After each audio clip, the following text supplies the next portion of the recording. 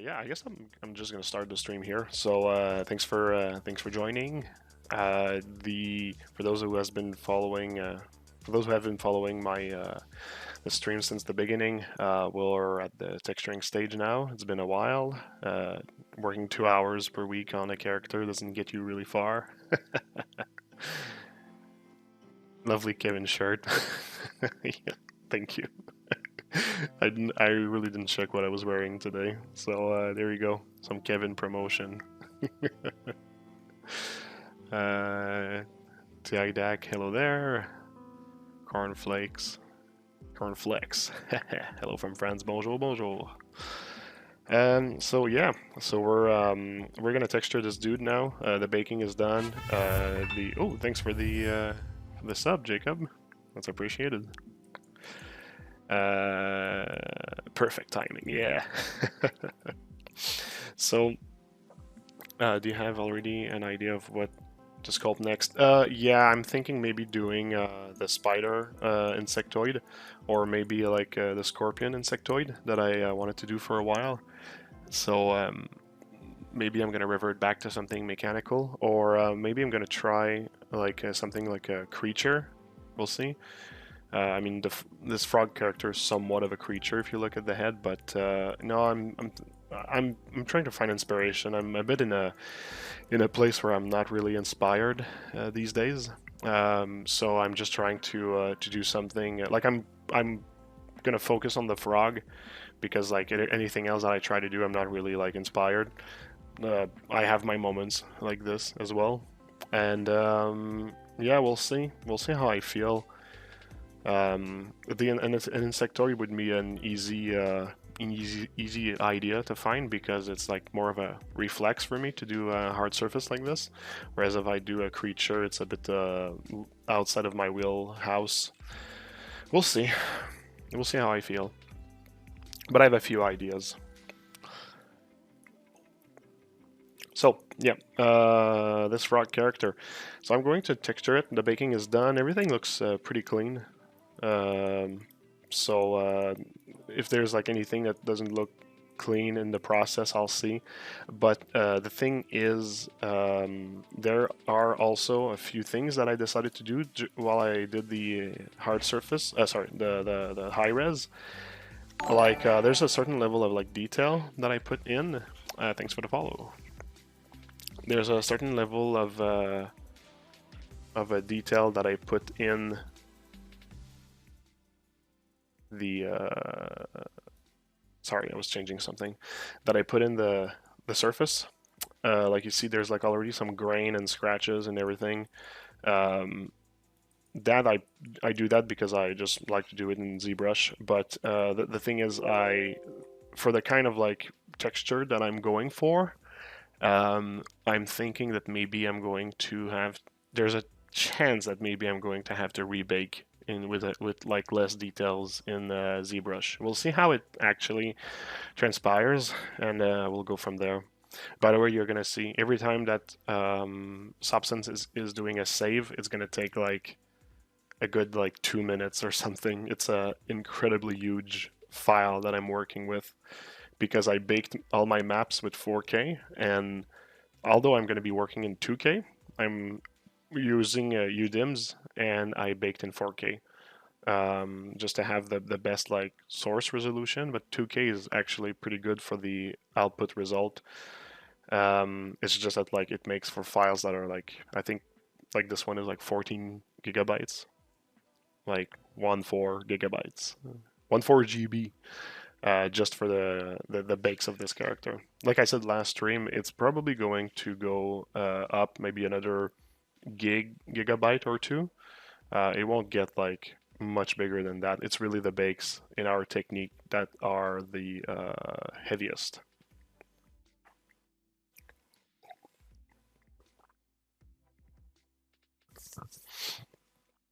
So yeah, I've been actually really looking forward to texture this character and render it because it's going to be the first time that I render something that is more like natural materials in the in Arnold renderer. the thing I'm going to be using for the render.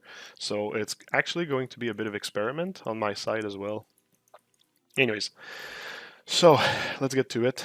Yeah, those were my little thoughts before starting.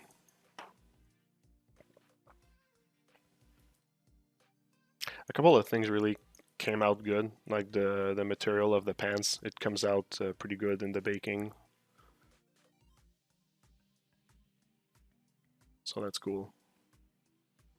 All right, so where to start? Well, actually, you know what? For the metal, I went and I bought 2 smart materials just to use as like a base, but I'm not sure how much I'm going to be using them. This one seems to not work with my scale, or I would need to fix it if I want to use it. So it's a bit hard to read. The second one actually gives me a few hints of things I should do. I'm not going to really going to use the smart materials. I'm just like analyzing what kind of like stuff it gives me. Like for example, maybe I can get like the same kind of like mask for this kind of like oxidated part. But I actually have like a few references. Like I'm using a few references of like material and whatnot. So this is basically, yeah, this is basically something I'll be checking. Like I really like the gold in this picture, so it's probably like stuff like that I'm going to be using to get to my results. So yeah, we'll see. We'll see. We'll see. How did you bake the threading on the cape? I'd say just check my stream from last time. I showed it.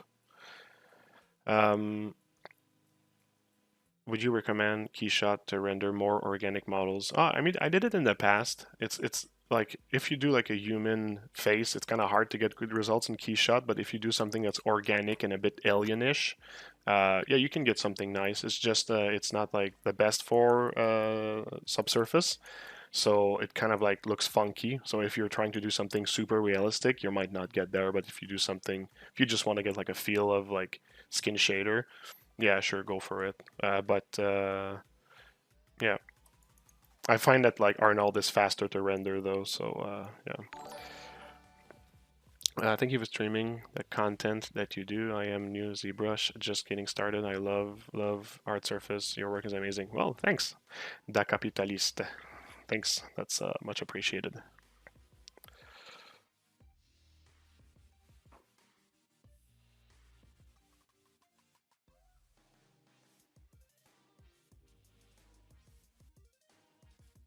All right.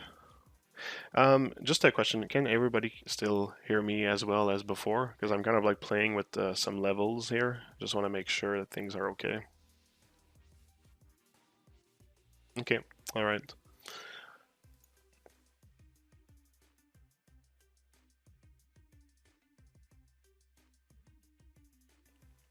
Perfect. I'm trying to get the sound of like the jingle when there's like a follow or something. I'm trying to get the volume down a bit because it's a bit intense.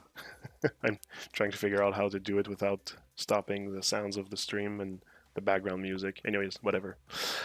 Cool. So yes, that's what I was saying. Like this one has like some interesting stuff, like the scratches. Although like I think I will want scratches that are a little bit more everywhere and not like targeted in one area.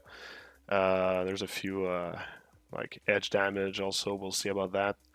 And but I think what's going to be the best with gold is really get that kind of like oxidation look in the cavities. So we'll see. It's just to say that like I'll be probably popping those smart material here.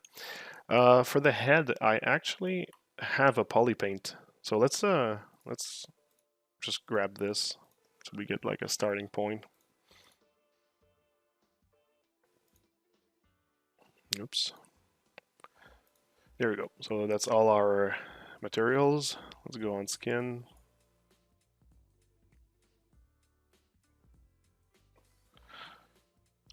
Just came in the stream and missed the answer for the previous question on baking thread. No, well, yeah, I didn't answer it. I just said to look at my stream from before because that's what I did. So instead of like I'm gonna concentrate on what I'm doing, the texture, and if you want to revisit, figure out the answer, I said it in the last stream. All right, so when I baked the ID, I actually, look, I'm going to show you the ID. Boom. Whoops. Oh yeah, there we go. So you see, I actually had the poly paint in the in ZBrush. This is basically like my poly paint from ZBrush. I'm going to be using it to mask some areas, but in reality, there's nothing much. It's all like pretty much solid colors.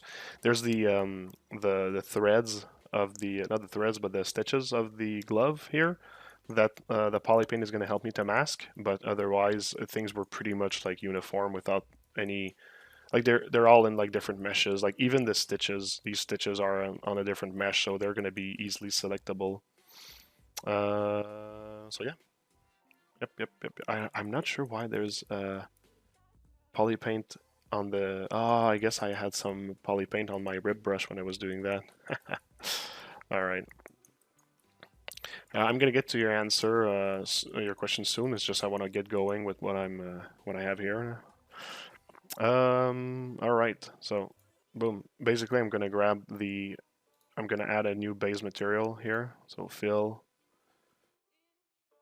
There we go. I'm gonna delete that one. Fill and the base color. I'm gonna be using the texture. So my textures. No,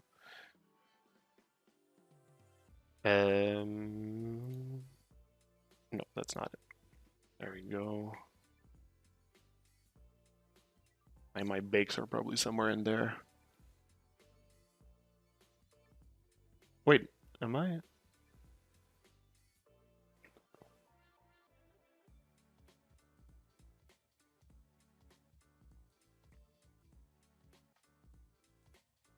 Oh, there we go. All right, color map for the skin.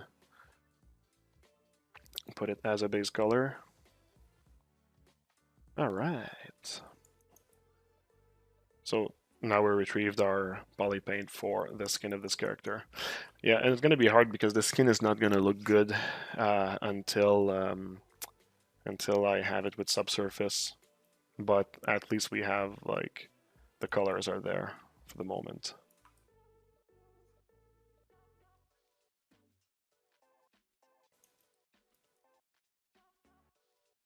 Maybe I can start controlling the roughness a little bit to get something better.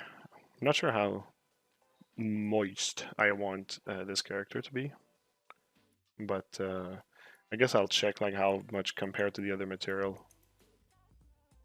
I'm gonna need to control also a bit of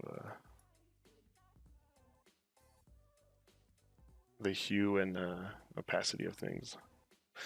So height, normal rough, metalness, no metalness, please. Polygons pressure, hello. Can you show the wireframe? Yeah, sure. It's a decimation from ZBrush.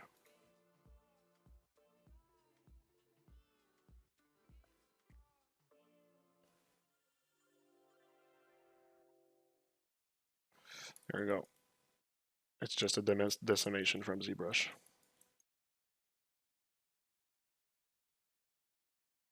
UV is made with Prism.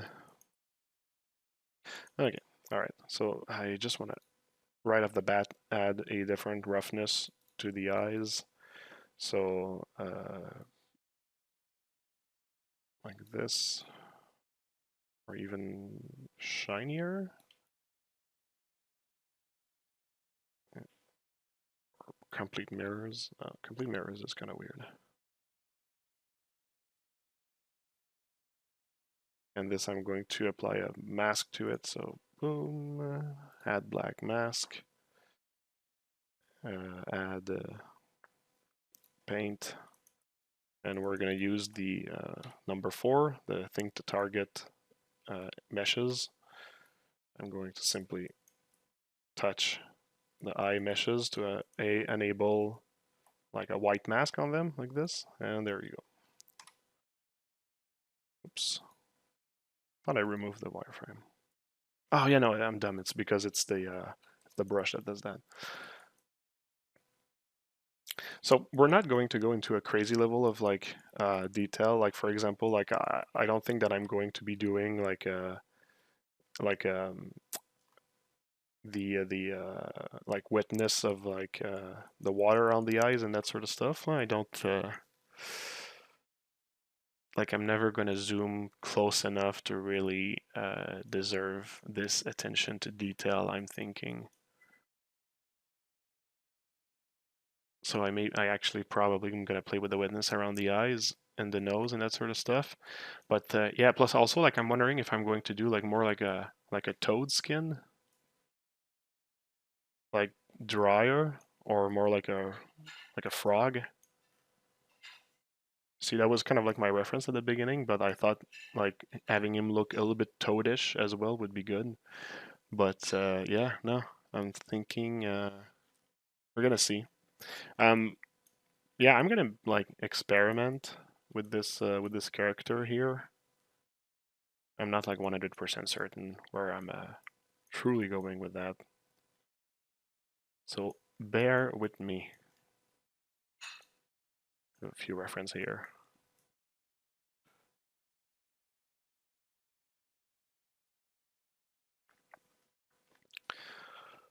What is the name of the UV software plugin you used? Rhizome.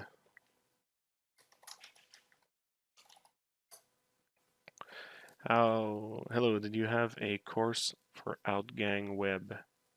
Did you have a course? No, I have an interview with them.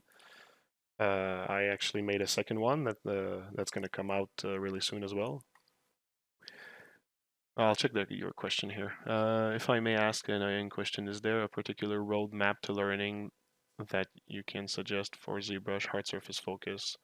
I'm proficient in Blender and Photoshop. Plan is to sculpt in ZBrush and take into Blender for further detail or in rendering cycle. Sorry for a generalized question like this. Yeah, that's a pretty broad one.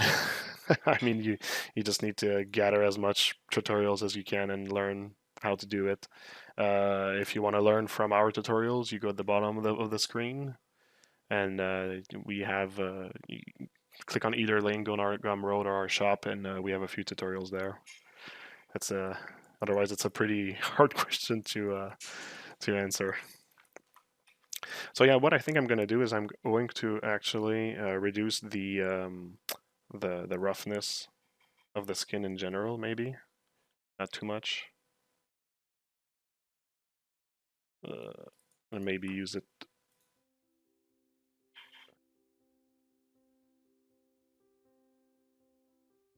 Yeah, and just like add manually like a couple of like areas that I want it to be more wet. So what I'll do is I'll simply like duplicate this one here, I guess. Duplicate layers, and I'm going to remove the paint. So now I actually get like a fully black thing, and I'm going to re-add paint, and this time we're going to paint manually.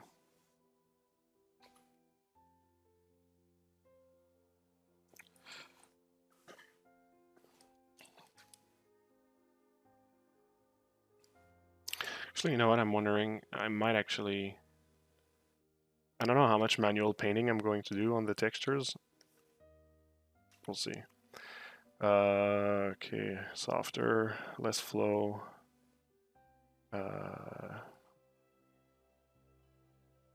Also want this to be less hard.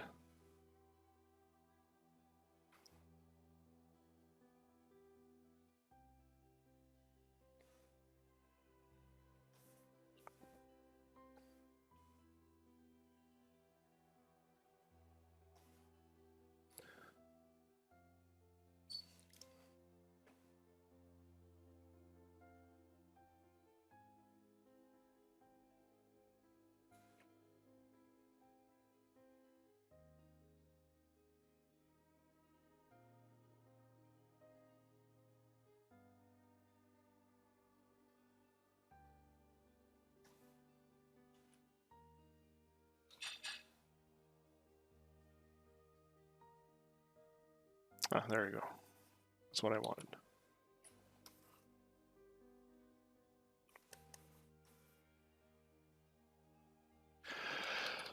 Oh boy, I didn't draw in the right one.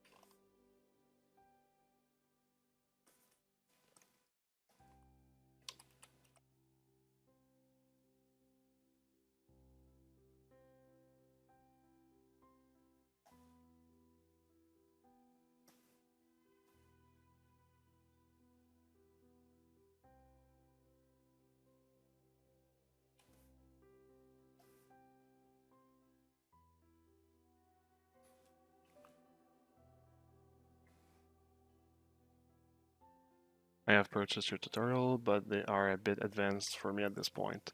Yeah, they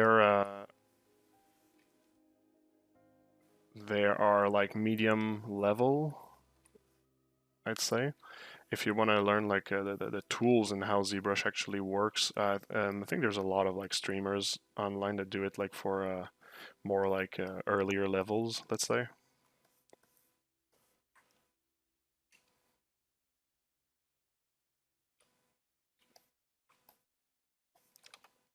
I think I actually have like the curvature on backface skull.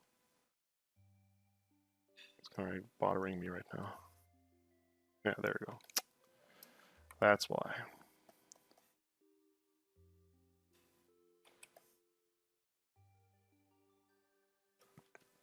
Did you really do a stream with Cedric? No, not yet.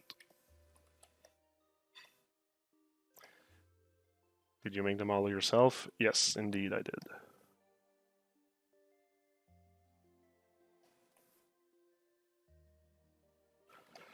Scale Statue of War looks amazing. Ah, thank you so much. I've worked so hard on this. I worked so much on this. It's nuts how much time I put in the Four Horsemen and having them as statue and everything. I've been spamming the web lately. Kind of feel that people are like tired to me spamming this, but it's so important. It's so important to me that like I just can't just like not talk about it.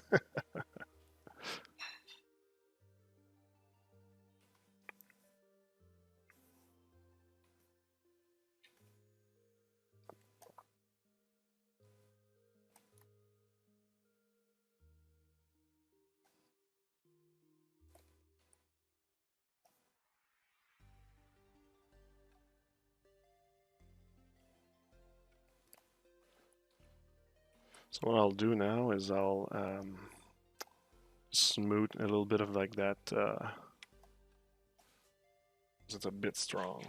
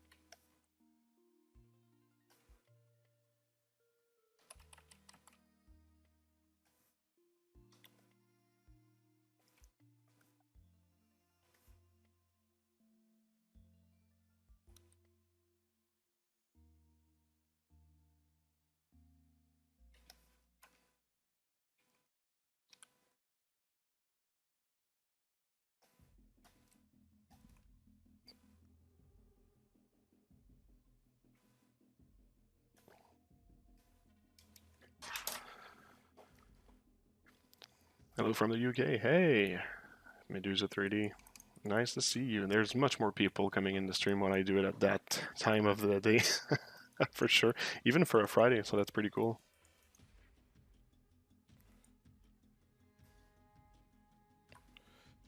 All right. I might actually reduce the roughness level for here because it was a bit intense.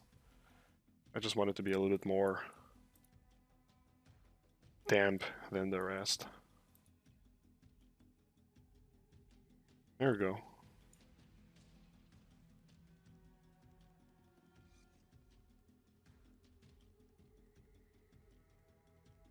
This is Poggers, my guy. Looks great. Thanks. Much appreciated. Sculpt Kid.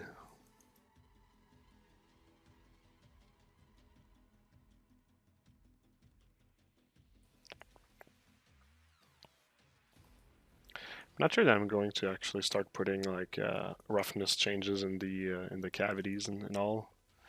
Maybe, maybe not.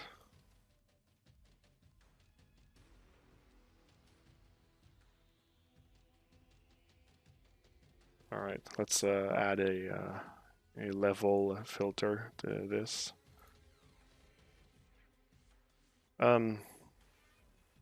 Levels or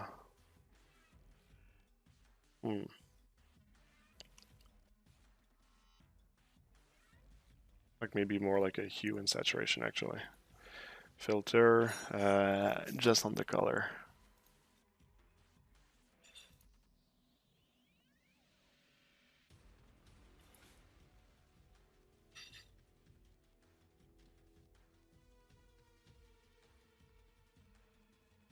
Let's not change the hue.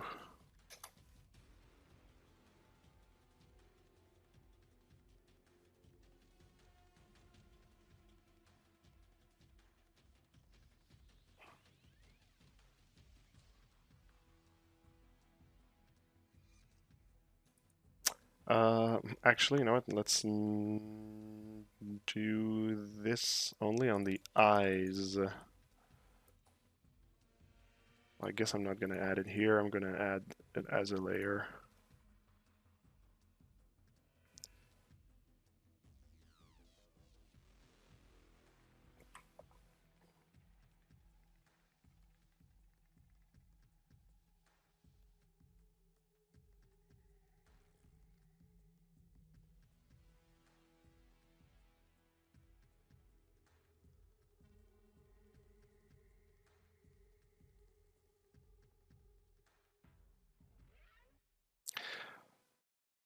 Wait.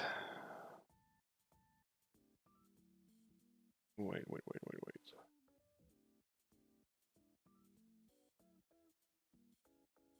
But I want that. Geez, I'm always getting confused by this when I want the filter to be a layer. Oh, no. Fuck.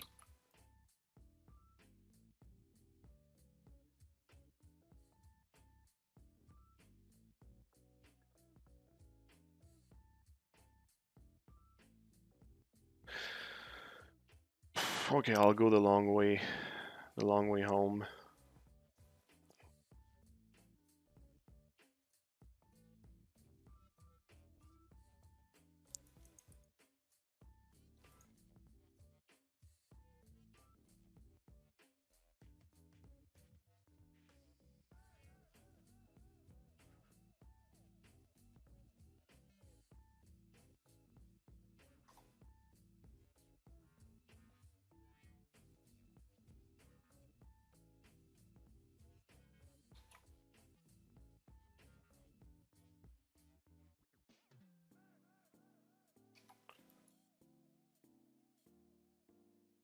Alright, this way.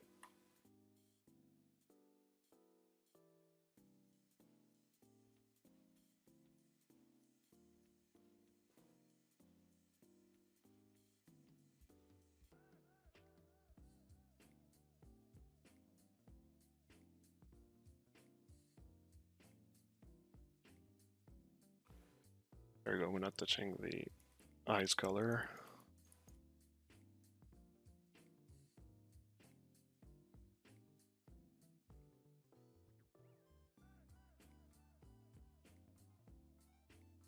A tad more yellow is a little bit better.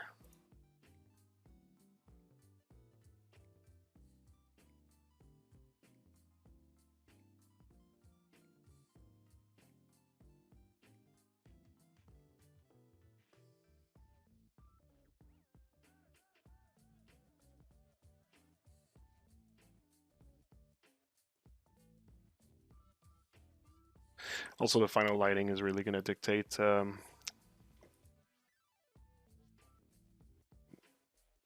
lot.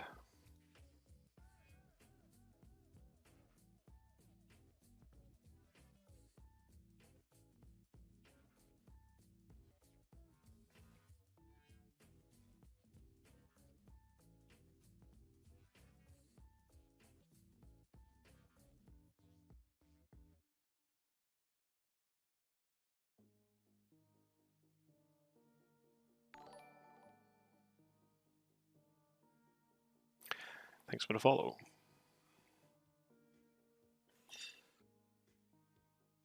What program is this? This is Substance Painter.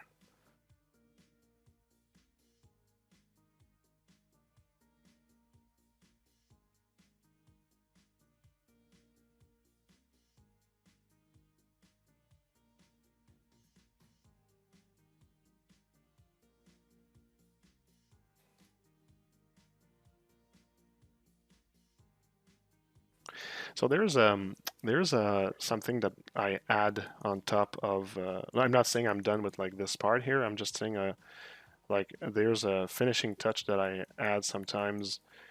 I'll add it. It's just like a few like layers that go and pop up the volumes and the details. Sometimes on the skin I don't use it because it's like a bit too aggressive. But let's go.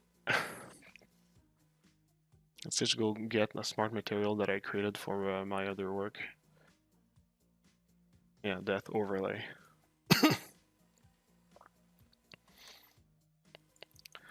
So the calibration is pretty bad. So let's just see what we're doing with this.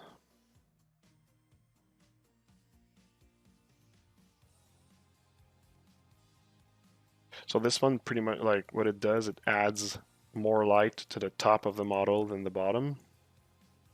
It's using like positioning basically. If you look at it just the base color, you'll see.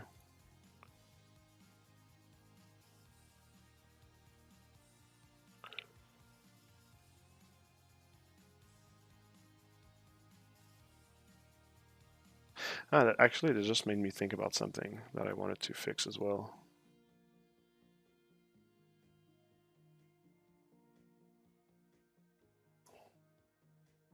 I wanted to add a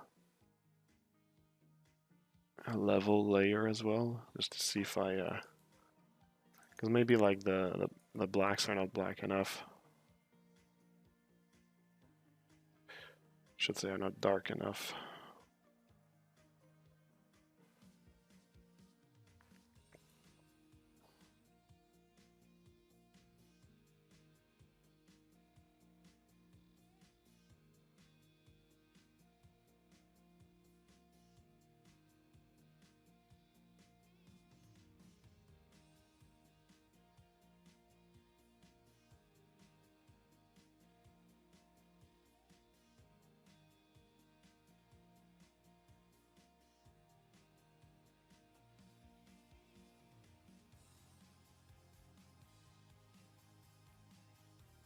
It's maybe a bit too much.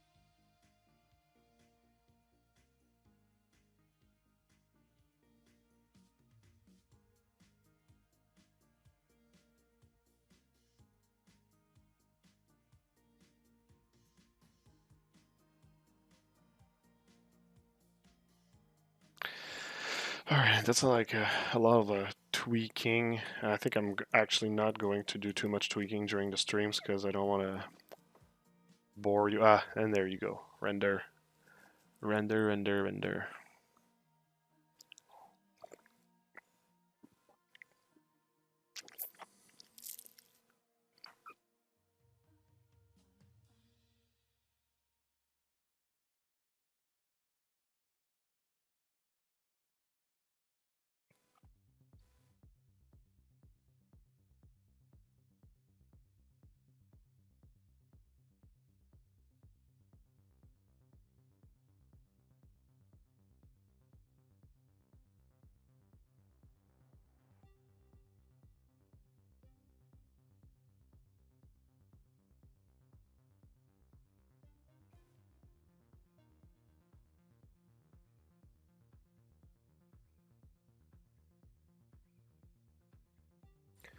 Alright, okay, the save was not that bad. So, just checking in my other references here.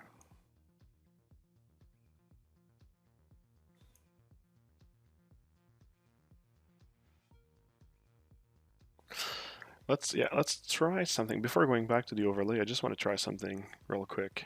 see if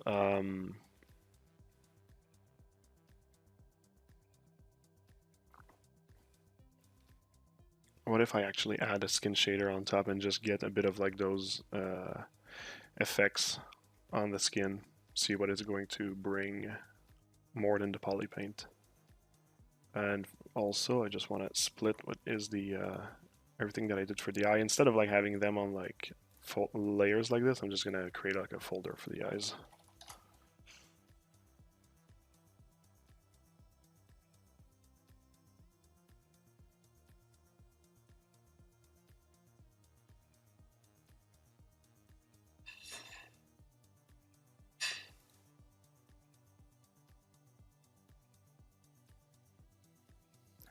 So pasting the mask, and then I can get rid of those masks here.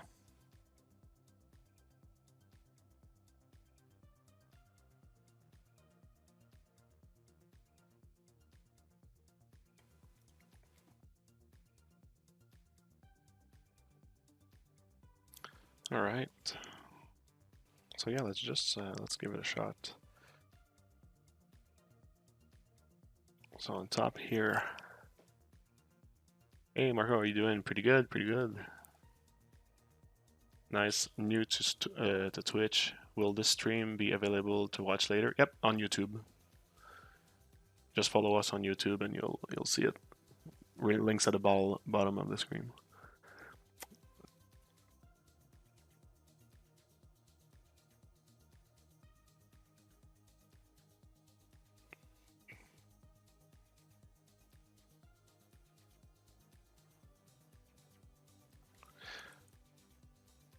Okay, so yeah, whatever.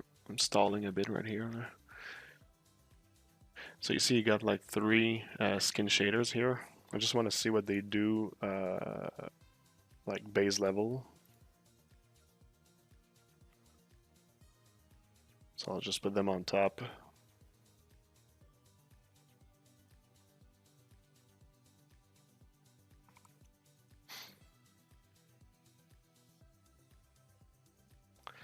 Yeah, this one does not offer much.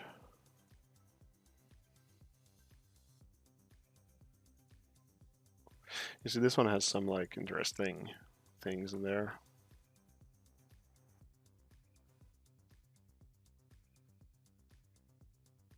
This one has a lot of texture, which I don't need.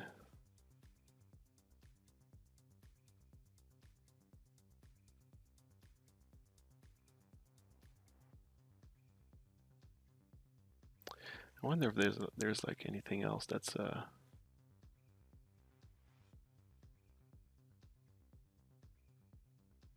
actually had the skin smart materials for my horseman that I could actually also try. Or is it death?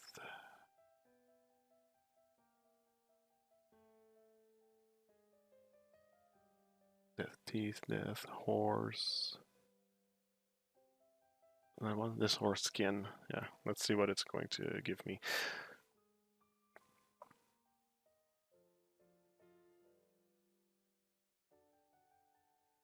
There's a lot to remove from there. We're not going to need that. This I'm just going to turn off. This I won't need. This I won't need either. Okay, so you see, yeah, that's the that's pretty much what I had for the skin of the horse. It reacts differently here, but it's still like I like the effect that I was able to get to with the few like nuances of colors and everything. So I'm kind of like wondering if there's not like anything I can get in there,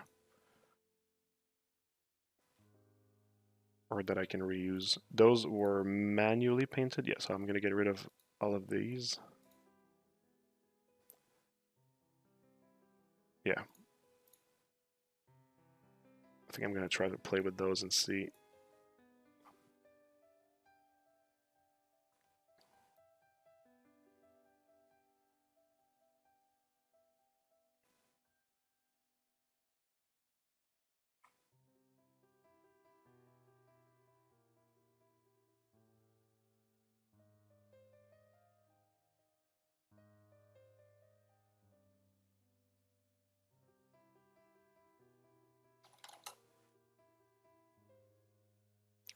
creating a mask.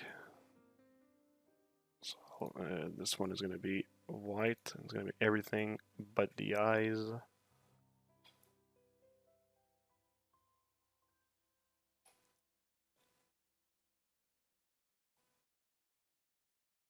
There we go. Put these in there. Alright, so now the texture is not on the eyes. Perfect.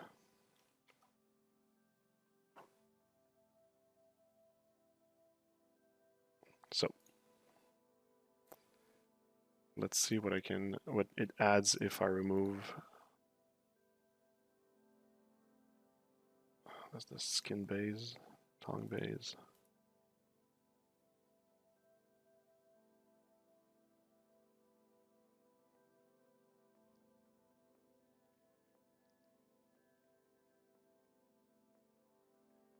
I'm putting a little like yellow label here just to remind me to check later.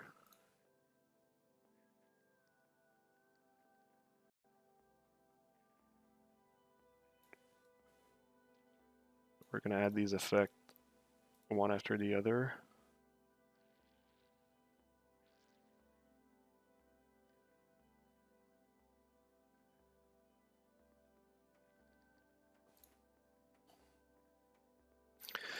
Yeah, so this is an extra grain. Not sure that I'm gonna want necessarily to keep it. It does add like a little bit more like frequency than I had on my sculpt. Let's keep it for the moment.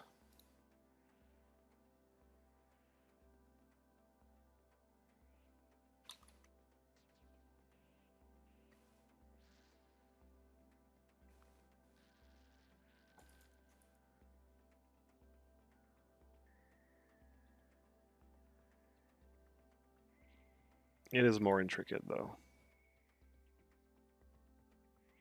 If I want to play with the strength of it though, I'm actually going to need to play with these here, because I doubt that if I go in height and change the opacity, well, no, maybe. Oh yeah, no, it does work. Okay, so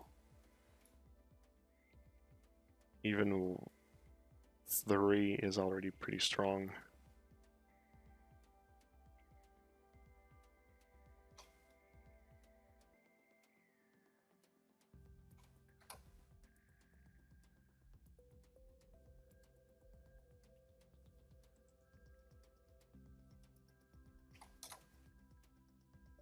Man, that music is chill.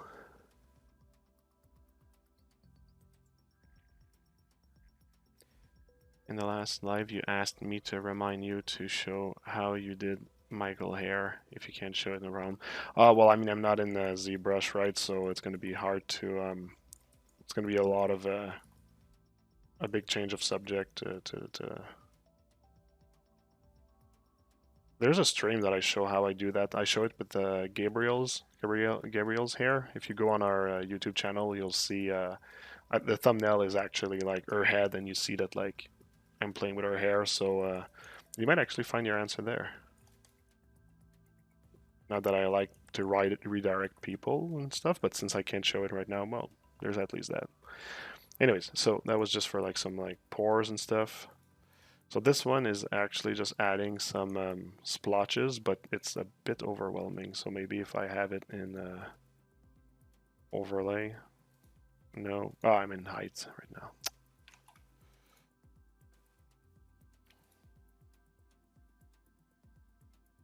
Nah. Doesn't change anything.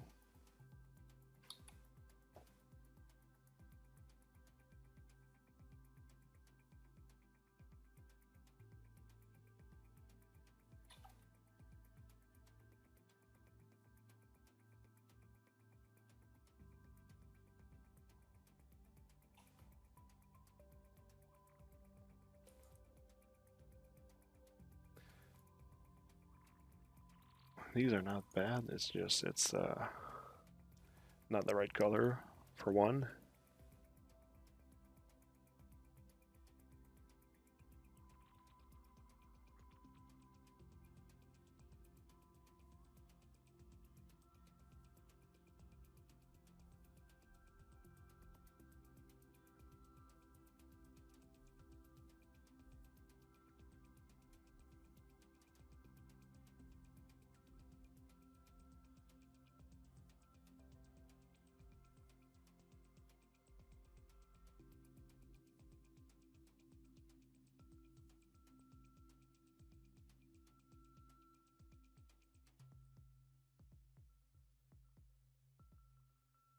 See, something like that, it's not bad. Maybe tone it down a bit. It's very subtle, but like if you layer a couple of those subtle things together, sometimes it adds life. All right, what's this one? Bright spots. Broken reference. Okay.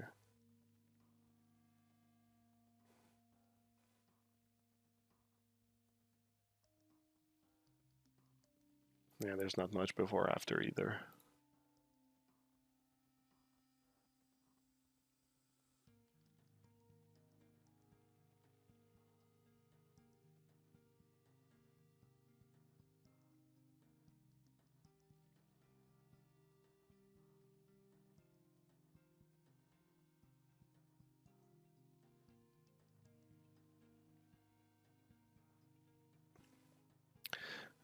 Let's just get rid of it.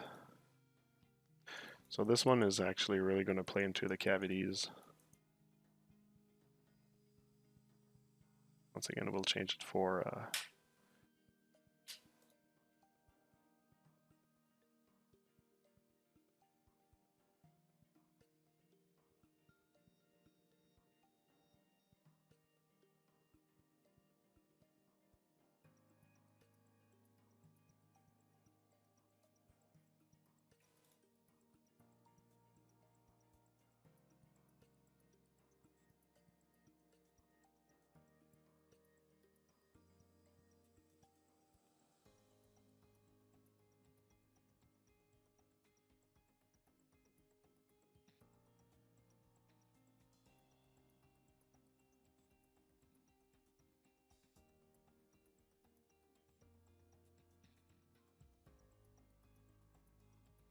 we'll see. I don't know if I'm going to keep it.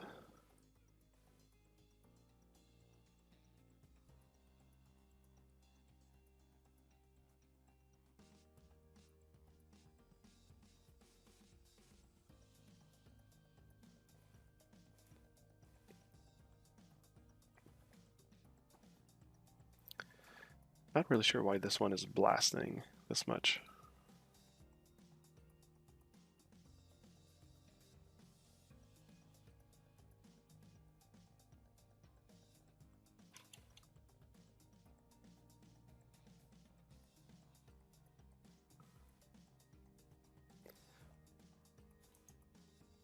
Yeah, it's weird. I wonder if it's like referencing something. Why is it blasting?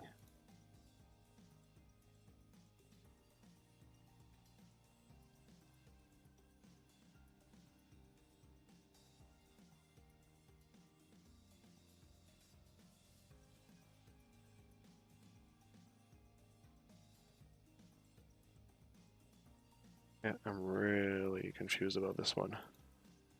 It's kind of weird because it actually worked well on the Horseman. I'll come back to it, I guess.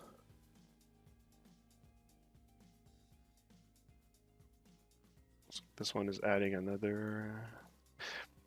This one is affecting really the deep AO, like with like this blue material. Not sure if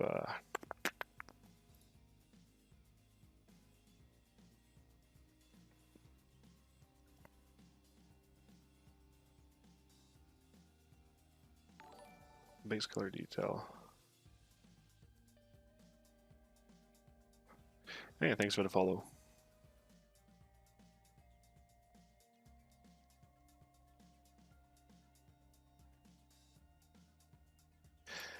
I guess I'm gonna take this one, but I'm gonna have it affect less the. Oh no, or maybe no. I think that could be good. I'm just gonna lower the intensity of it.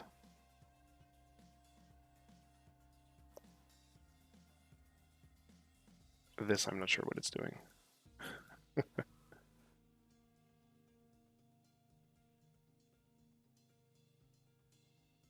Yeah, but let's check it with a normal lighting.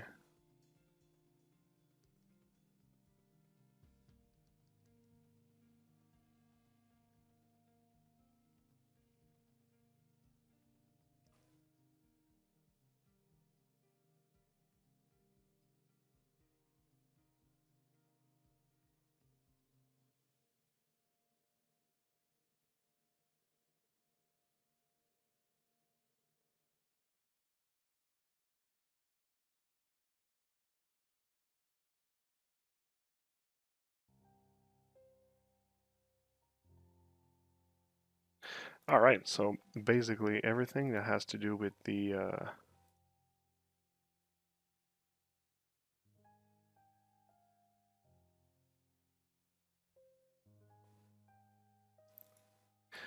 so it does add to the skin, it does actually also flatten a few things, and we lose a bit of like our darker colors for around the eyes especially.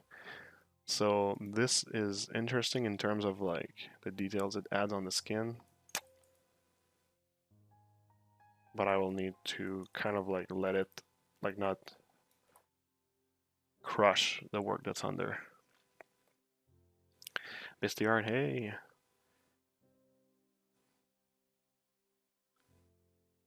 Come on, amazing job. Thanks. So, yeah, let's just analyze this a little bit.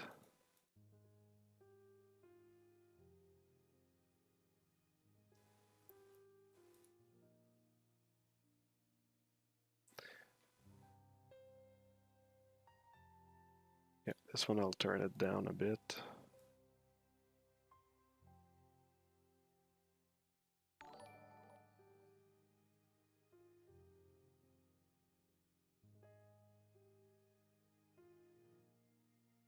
Red deep, that's fine. It's this one that really like crushes a lot. I think I'm going to need to change it from maybe like an overlay instead. No, in the mask. Instead of normal overlay.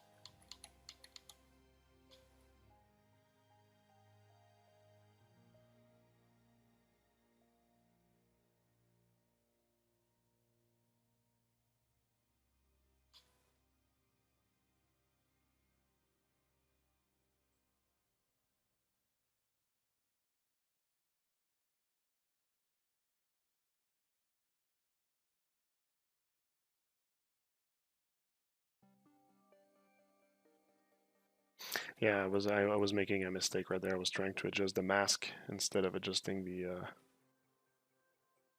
mask filter instead of the layer filter. Although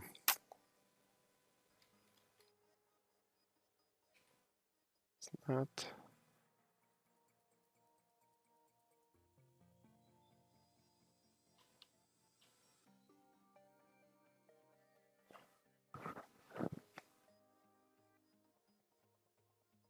Not giving me a lot of what I'm looking for anyway.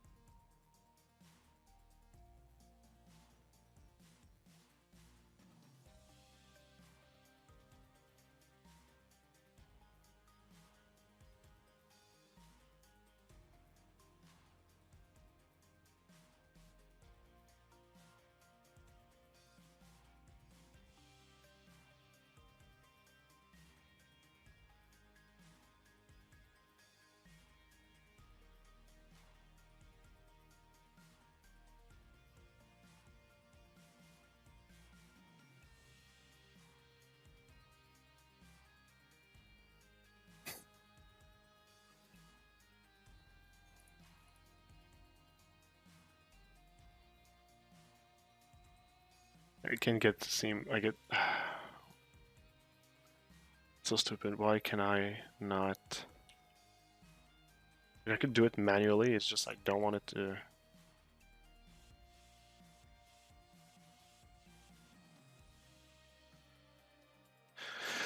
Alright, fuck it. I'll just do it manually.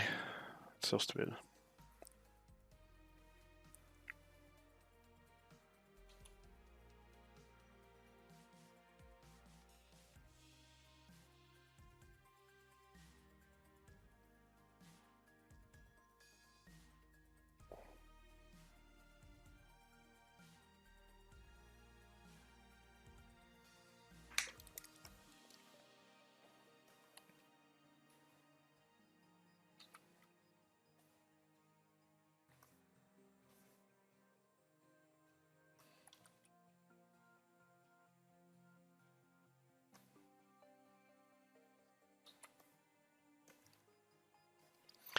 It's really just that we were losing like the black around the eyes.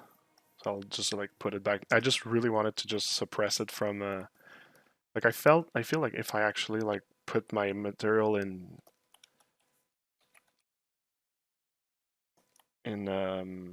not my material but my layer in multiply, it would not like get rid of like the dark area, but it was not reacting how I was trying to. Whatever.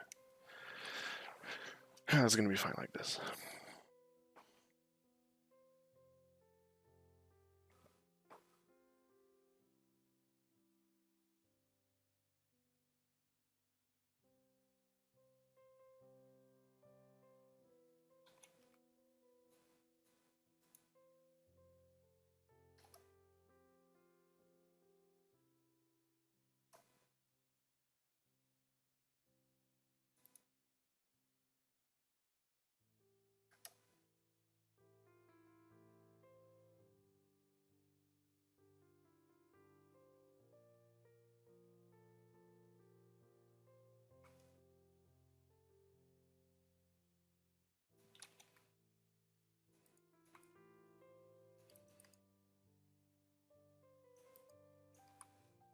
I think I'll leave it to that for the moment.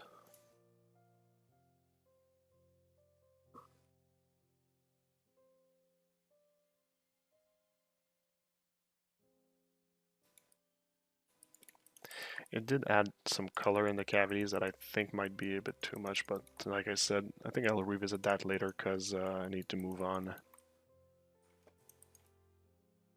Just want to see if there's something I can do about the eyes.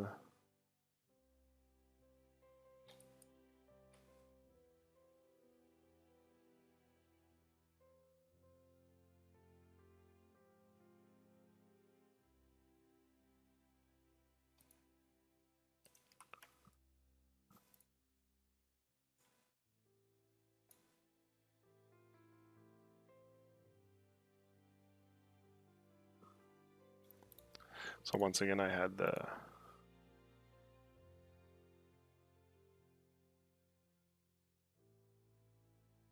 few things in there that I was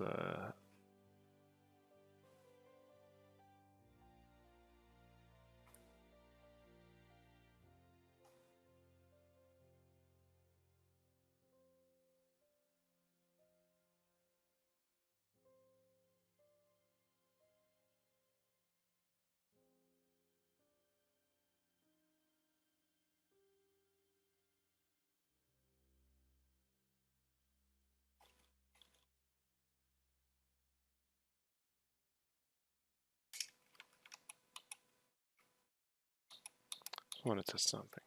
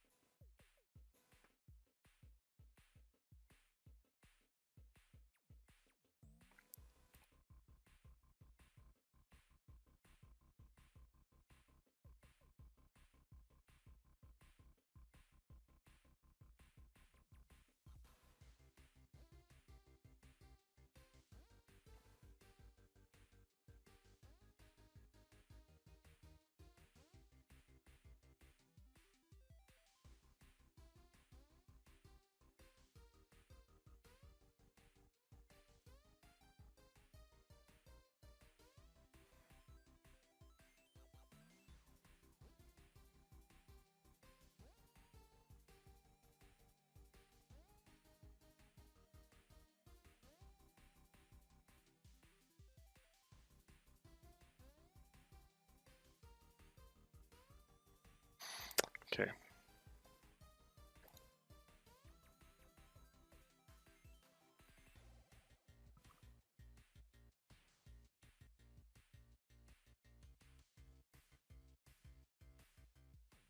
So I like this effect. It's just a bit strong.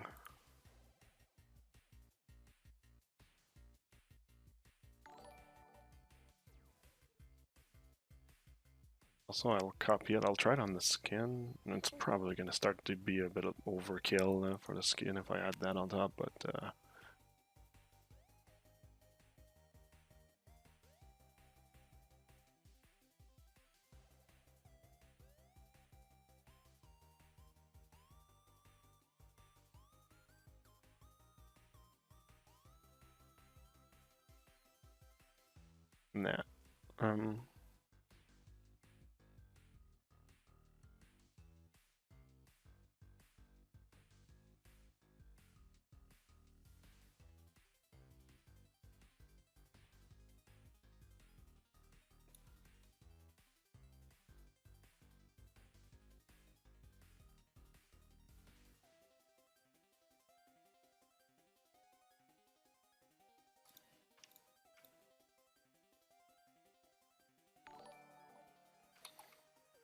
Yeah, for some reason, the reason why it was not reacting correctly was because it was outside of the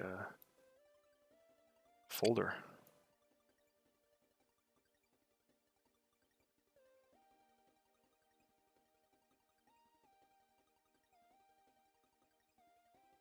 Thanks for the follow, by the way.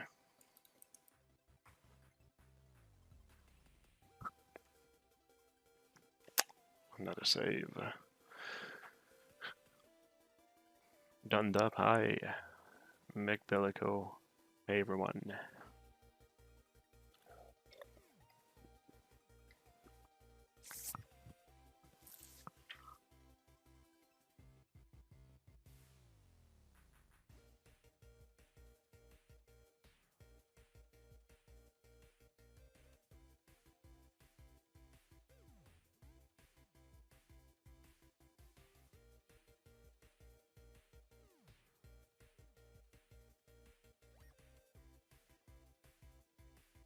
Come on, save.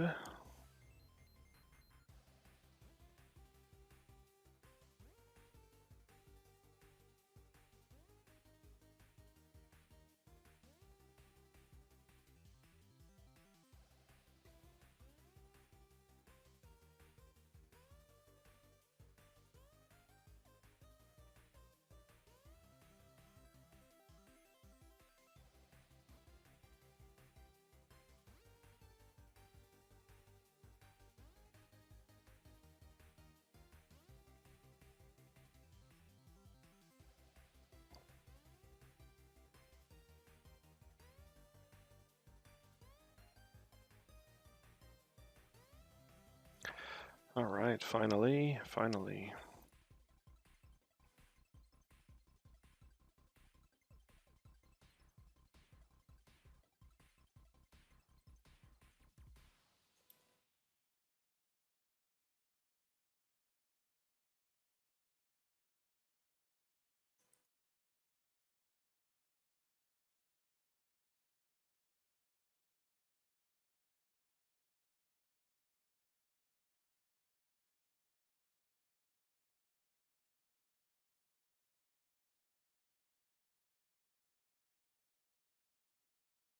Yeah, I think I like it.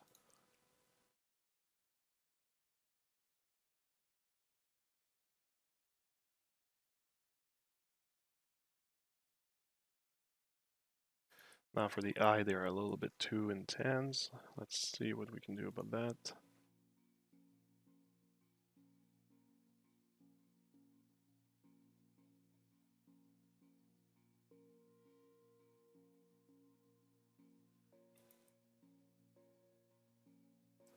Should I reduce their size?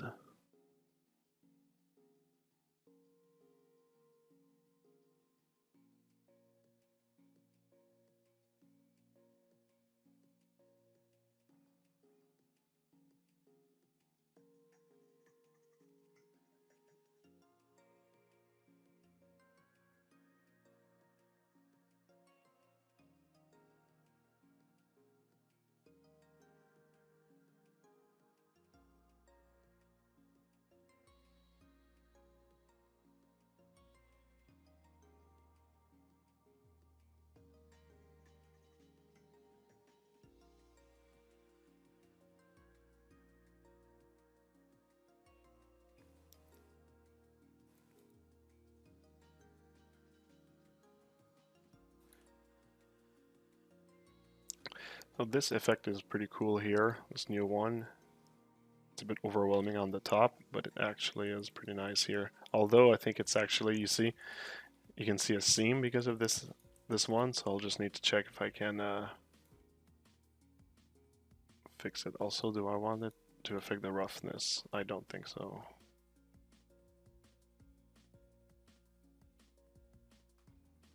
Those I won't be using for sure.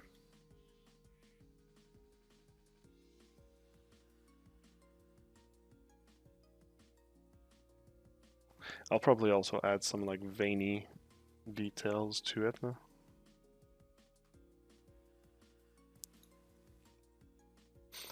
So yeah, this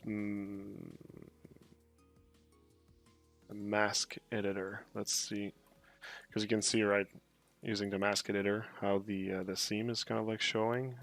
Sometimes it's because it's not using triplanar projection. In this case, this mask editor does not let me use triplanar.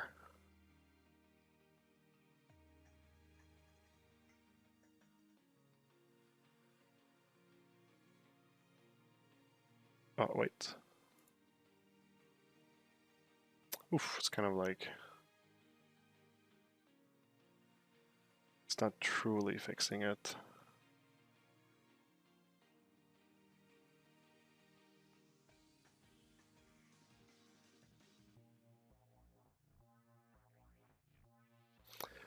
Hmm.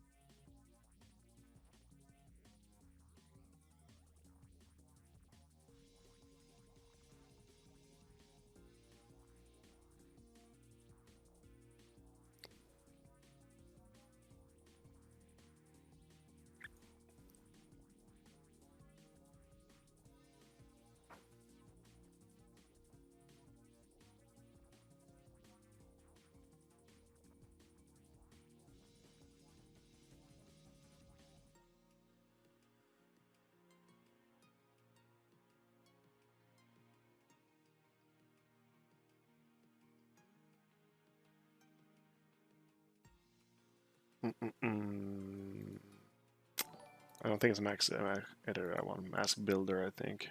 Oh, jeez. Oh, thanks for the follow. No. Mask edge.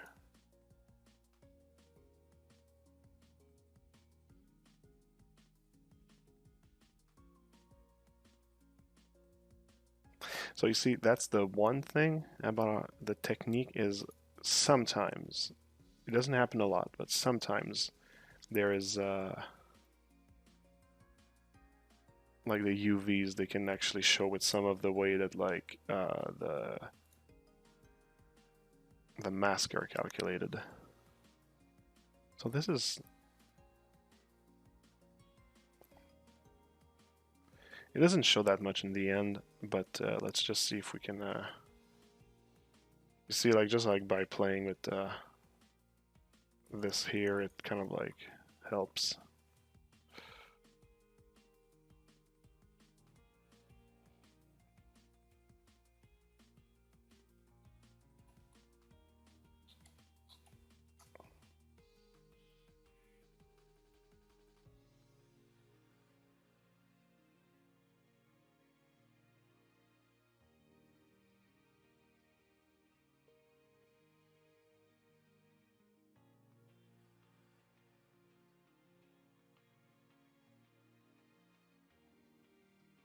So I think what I'll do is I'll simply keep it like this, but add another mask paint filter on top and just like tone down where the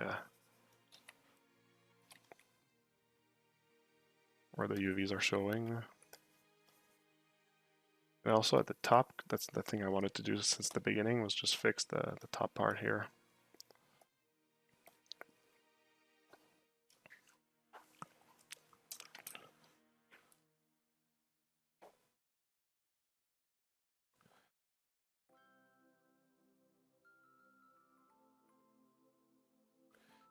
All right, because like you see, like that's the reference I'm like using to get inspired. Just having like those dark splotches and whatnot.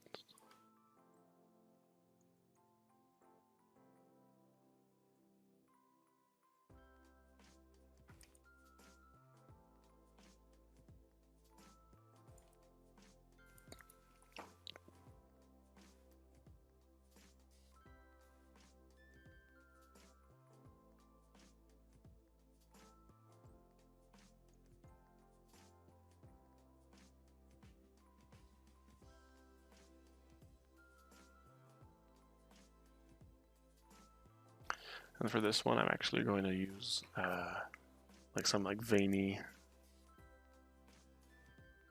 brush here.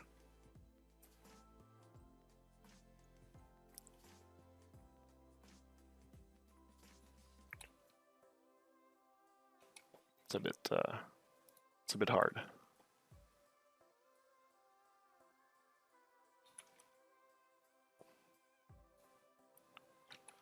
It's actually made for concrete, but I see this one. There you go. Actually, I'm gonna use the pen.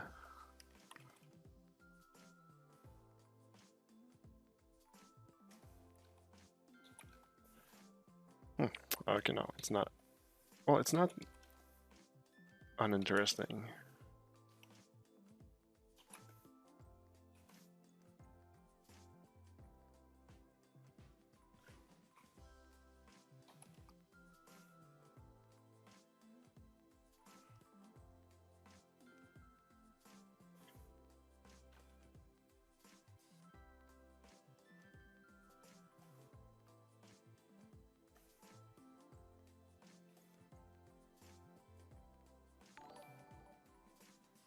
Hey, thanks.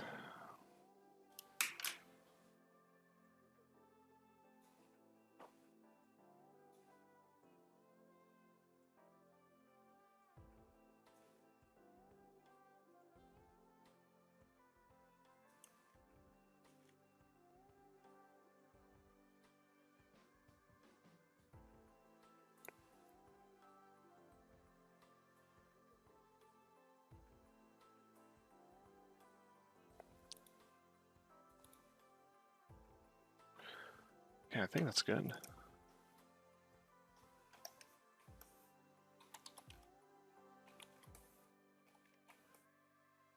Yeah, it does add a level of like richness to the eye. Very good. I like that. So how does it look on the other side?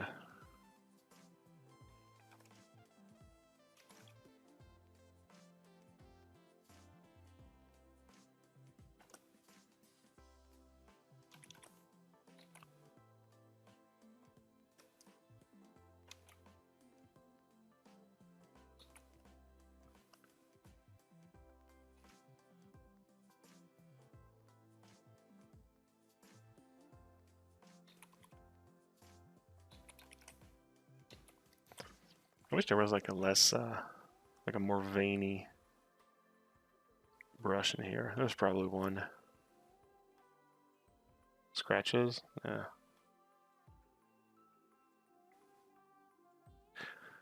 Oh, I want something veiny.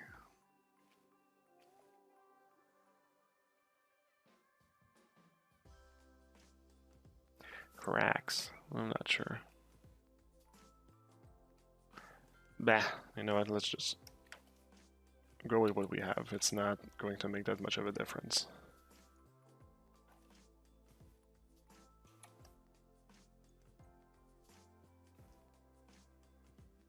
Okay.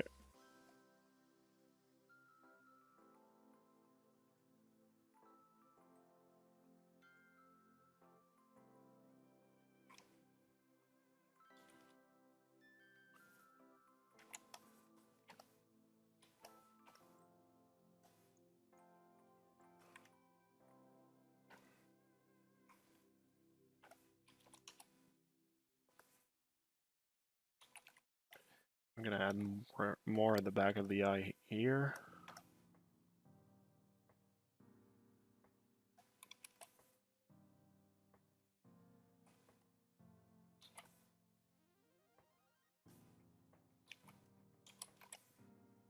But there's also this layer here that I need to fix on this side.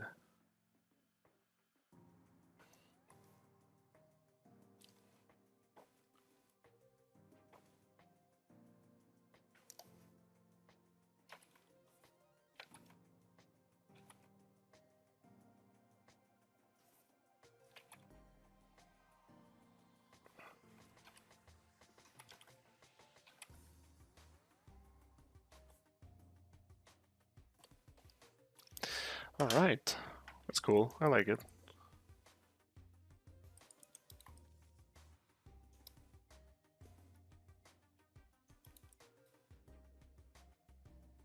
So we look at the before and after.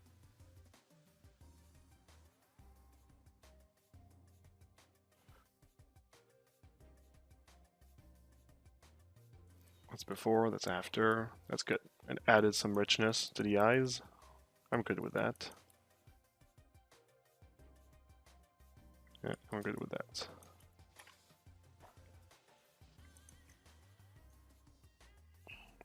I think there's something that I could add on the skin. It's not, I don't really see it in my reference, but I think it could actually add some like richness.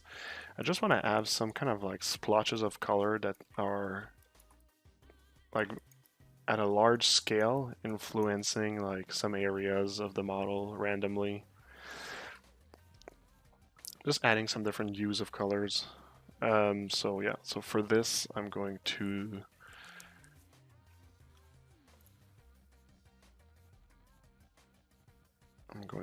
go in this skin section. Hey Marco, how are you doing? Pretty good. You? Jimmy Blenderino. Yeah, okay. So for the splotches, I could do it manually, or I could just like create some mask. I think I'm gonna go with the mask. So those are going to be pretty low level, near the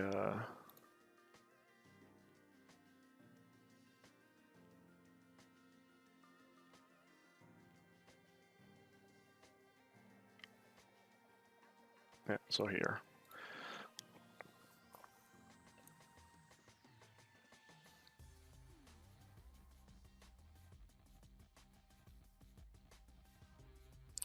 So if I could have like a cloudy kind of texture for the base material, that could help. I'm not sure if there's like even the camo. I think I could actually start from that, and as long as I can blur it.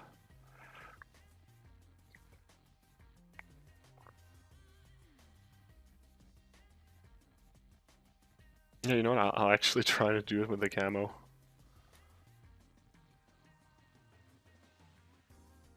Oh, it's not liking my UVs.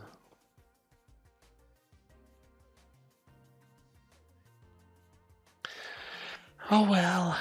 Oh well.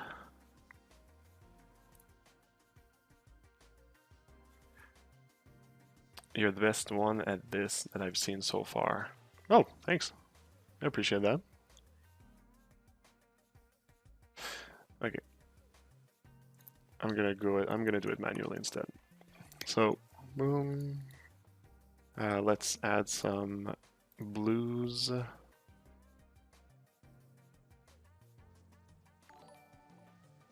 Cold blue or hot blue? Cold blue. Hey, thanks for the follow.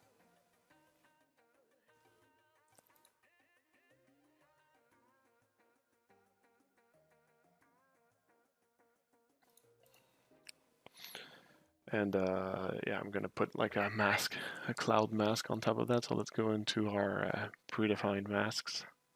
Rust ground. I just want like cloud. Which one should I take? Dust plastic? No, there's like some scratches in it. I just want cloud.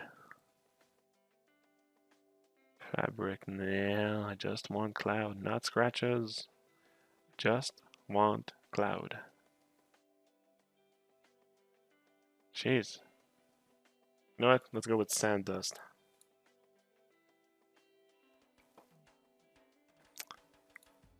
Mask editor.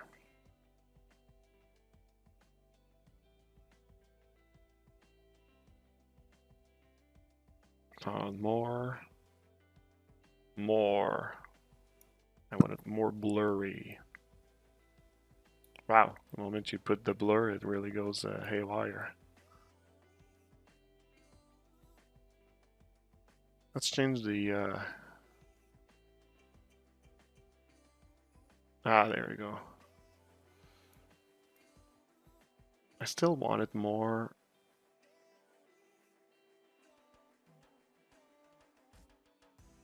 It's not really going to be driven by the cavity. It's not really going to be driven by the ambient occlusion either.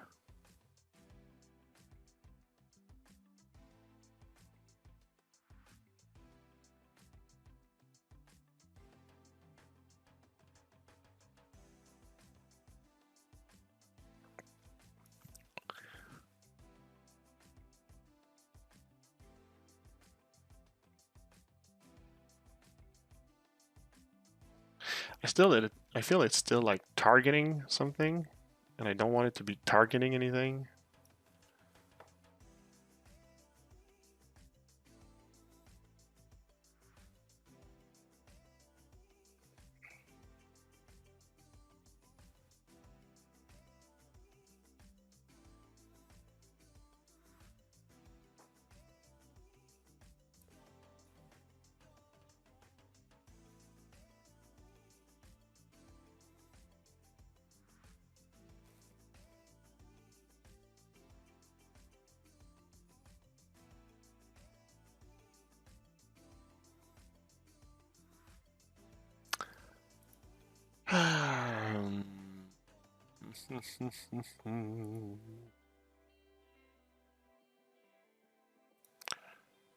Let's try something else.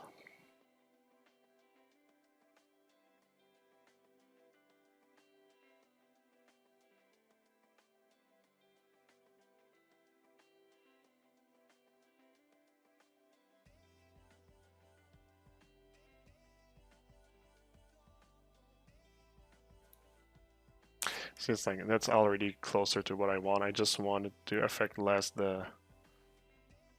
be less affected by the curvature.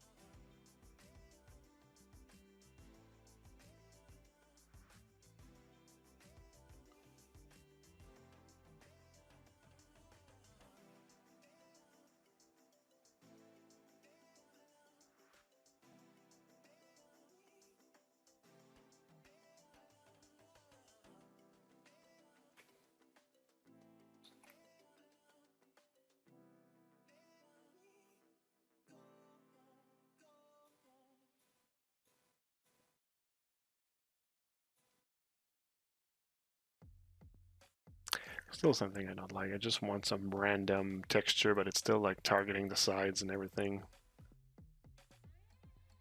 I'll be honest, I'm kind of like having a hard time to understand why it's doing that.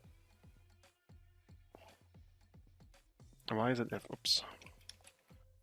Why is it affected? Why are you adding the blue? You'll see later. That's a surprise. You have to stick around to see the surprise. See, I'll go for moss. I think it's like the... That being said, I just wanted to affect the color. Nothing else.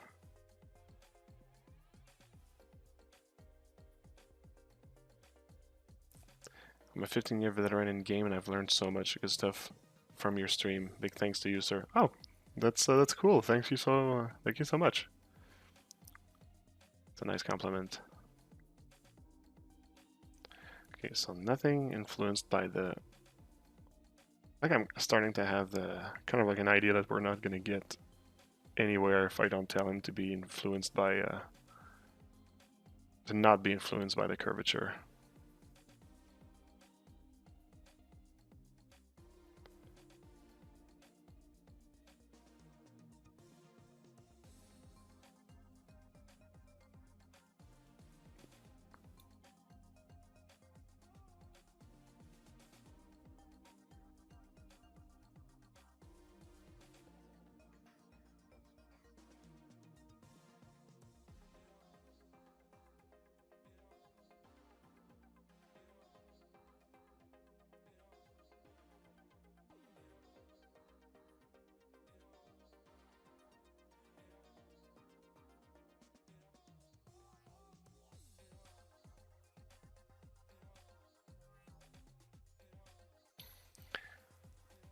See, we're getting close. I just don't want it to affect the edges so much.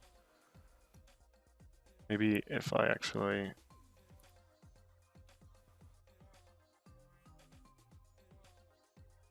I think I have it. I think I have it. There we go. It's kind of like a workaround, but I use the yes.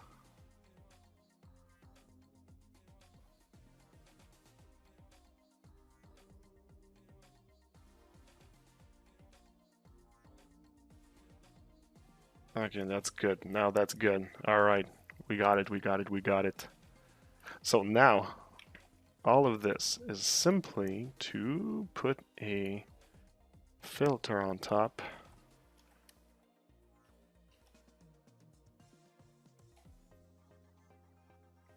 This one, darken. Is that subtract? No. Difference. Overlay. No, maybe like a soft light. Color burn. Which one is this one? Yeah, soft light. Okay. Brighter, more...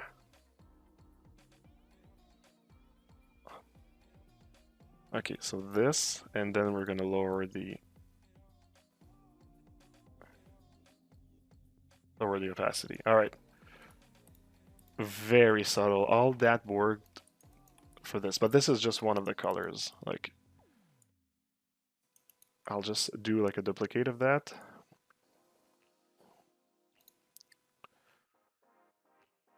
And we're gonna go grab another color.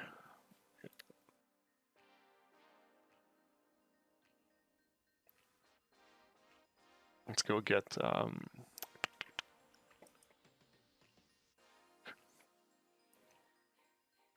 an orange red. No, sorry, I meant like a... Yeah, something like that. And let's just change the seed just to get like a different... a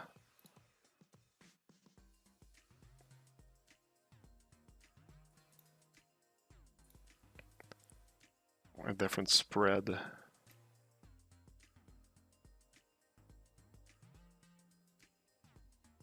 There we go.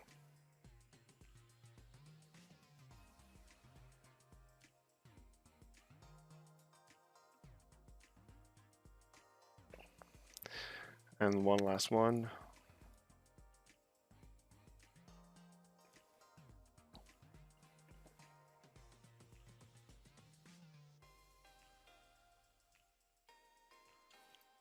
Some like pink or whatever.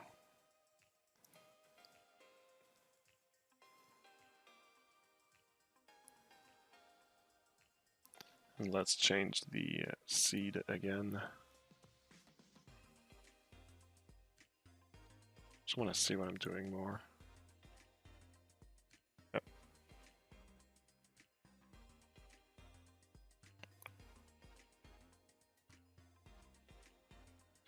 All right, so all three together, and now let's add them in a folder so I can just see the before after if I'm just wasting. Ah, crap! If I have the, well, I think I just need to put it in pass through. Yes, so now we have the before and after, and all of that was simply just to, let's say if I just look at the base color itself, let's call it tints. So you see, it's just like adding like some more like random richness of color on the model. Like I might need to tone it down, but like to calibrate it. But the idea now is that like it's not. See, look at like in the area of the mouth here.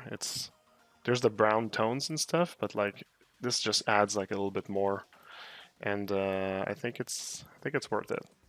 Let's even check if I want to add it on the eyes by putting it like higher in the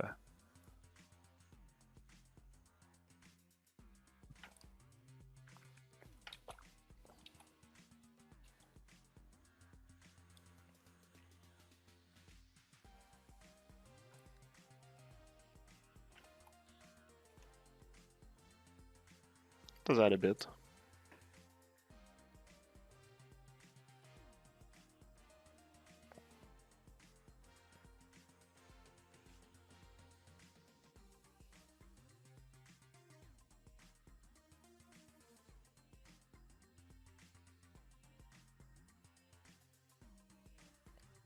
So that's the that's the splotches of color that I was talking about, and if we just like play with the pass through of the entire folder, we can play with the entire effect at the same time. See, I think it's just gonna help make it look richer. Seen it before and after, like I think it clearly helps. It does saturate the face a little bit.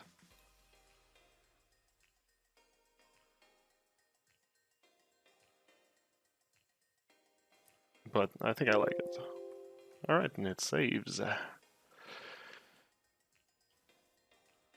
Alright, that's cool. Okay, well I'm pretty happy with that so far. Like I said, we're going to need to test in with a bake to really know how it helps. But this is just an idea.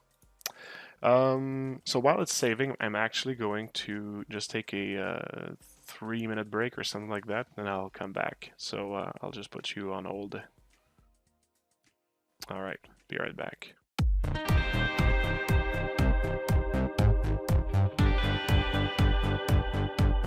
Still in my style.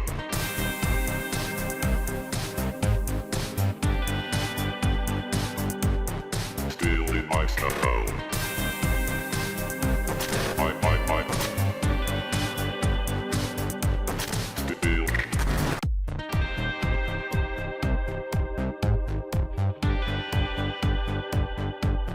Still in my style. Still in my style.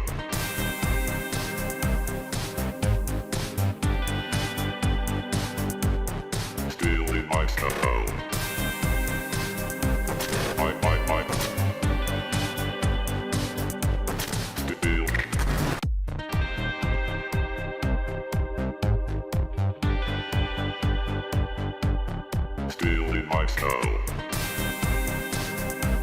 Still in my style.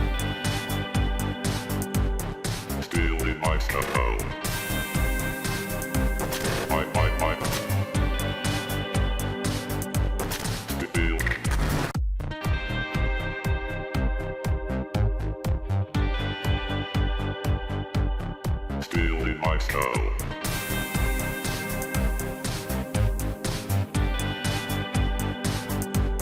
Still in my style.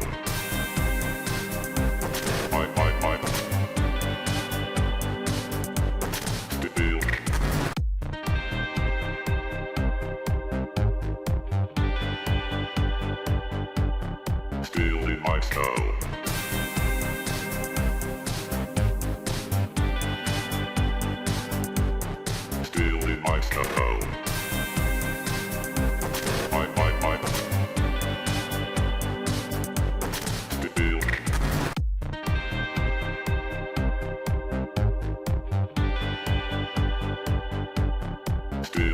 style.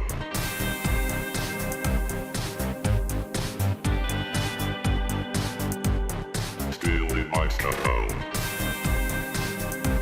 My. Still.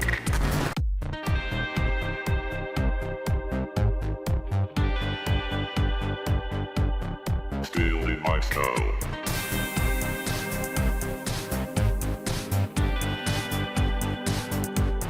Still in my style. My. Still.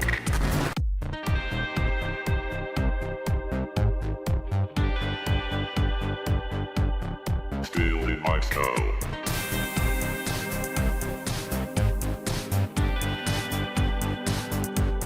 Still in my style. My. Still.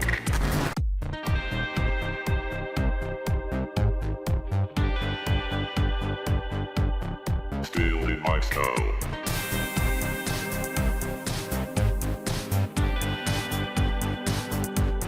Still in my style. My. Still.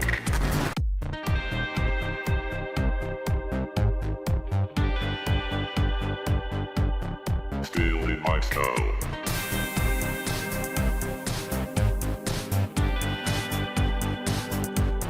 Still in my style. My. Still.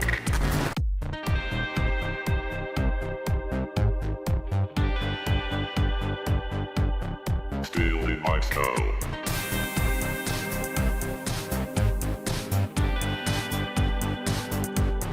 Still in my style. My. Still.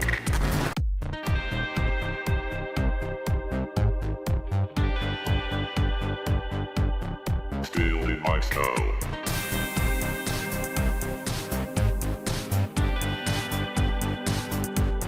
Still in my style. My. Still.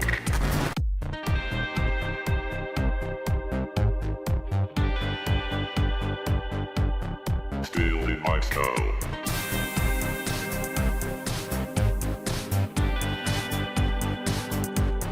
Still in my style. My. Still.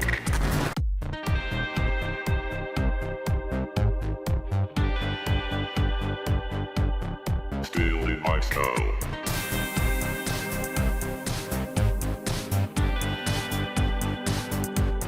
Still in my style. My. Still.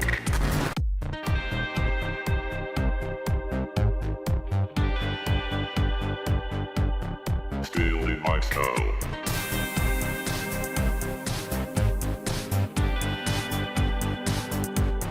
Still in my style. My. Still.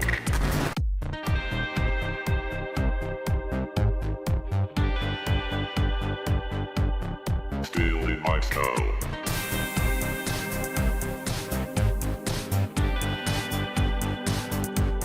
Still in my style.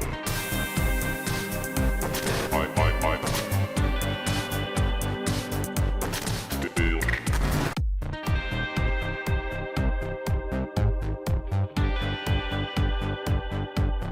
Still in my style.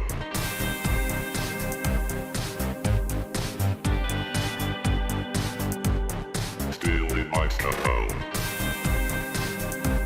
My.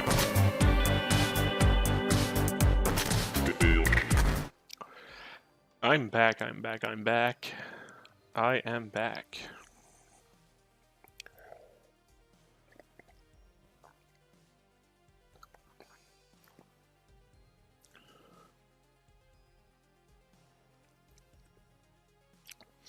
All right, all right.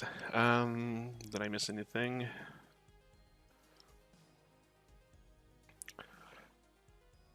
So polygon pressure, you were saying just get a color you can distinguish easily and replace it with another color earlier. Yep, exactly. This is often I'll just use like a super obvious color just to see like what I'm playing with. The the area of effect, and then I just change it for what I really want. I would like to watch the low poly and bake process. Just check our streams from earlier on our YouTube page. Link at the bottom of the screen, and you'll see it's already done and recorded. Oh, Medzi, bonjour Medzi. So yeah, I'm like I just took a little break, and watching back this, I think I'm pretty happy with the results. I mean, we're going to see what it's gonna do with the shader, but yeah, I think maybe one thing I find a bit overkill is like the colors around the neck. Is it because of the tint layer? Yeah, I think I'll just add a little mask. Just a tiny little mask, a tiny mask. Just remove maybe a bit here because it's a bit overkill in this area. Maybe too much.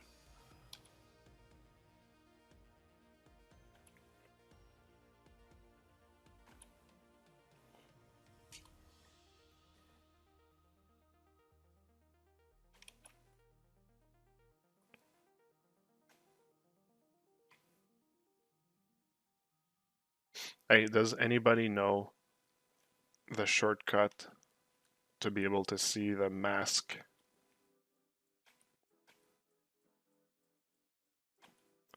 Like C is to see the C is to shuffle through. Oh well, maybe it's the ones that I did myself, so it's gonna be hard to say. Like to go straight to mask. I don't know which one it is. There has to be, and I never learned it. To go straight to mask. The mask channel, I mean. Display next, display previous, display material, display next mesh, display previous. Yeah, like display mask. There's no display mask.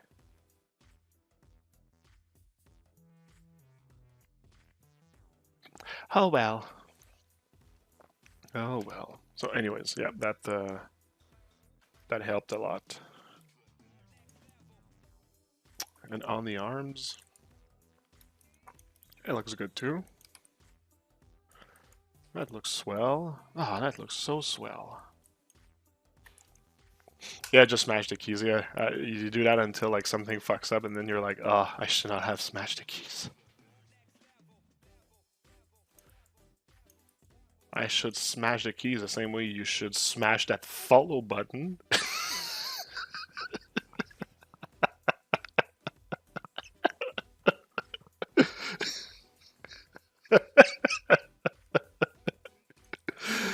Oh boy. All right. Cool. Let's call the skin done for the moment, and let's try something else. So let's go to maybe the armor. Doing some metal could be cool.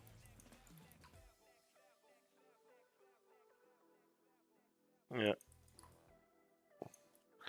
Let's go for the metal. I was actually gonna change to the metallic material. Just that's where my head was at. Thank you, Medzi.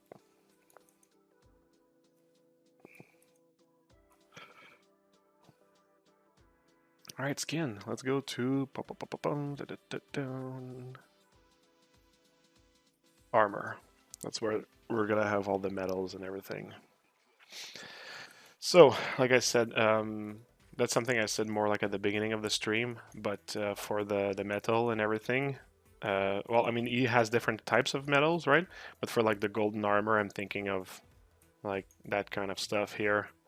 For the like the more gray metals, maybe this, and there's also some parts of his body that are gonna be like really grimy, like this, or this, like the shoulder plate especially. So yeah, maybe I can actually start with I'll start with like something like this here, and we'll see like what pieces of the armor I want to damage differently or more or less. Alright, so let's just treat everything as gray metal for the moment.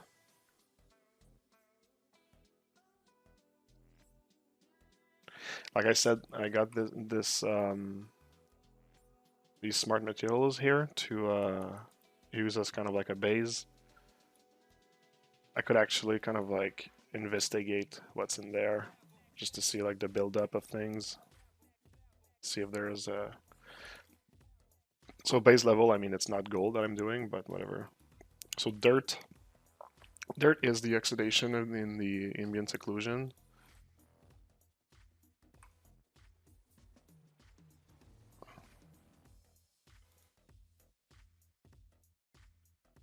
Surface detail is, I guess, oh, it's only affecting the roughness. So surface detail is just, yeah, it's just making some area a little bit dirtier. Edge damage, that we know, of course. Sharpener. Some AO dirt. Is it like AO dirt just the... Okay, it's affecting the roughness as well.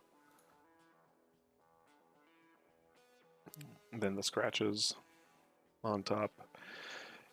And darken. Okay. Oh, wait. There's something I forgot to do on this skin, but I'm thinking I'm probably not going to use much, but the overlay materials. I started to play it, and I didn't do anything about it. But like I said, sometimes for the skin I don't even like use any. But yeah, this is actually to add more volumetric light on top and shadows at the bottom. This is fine. I can use that. This is baked in ambient occlusion. Not sure if I'm going to use it. Maybe a little bit, but just like very low. This is basically adding ambient occlusion to the roughness map. So that's like things that are in the shadow don't shine to give us stronger shadows. I'll also just make it very light.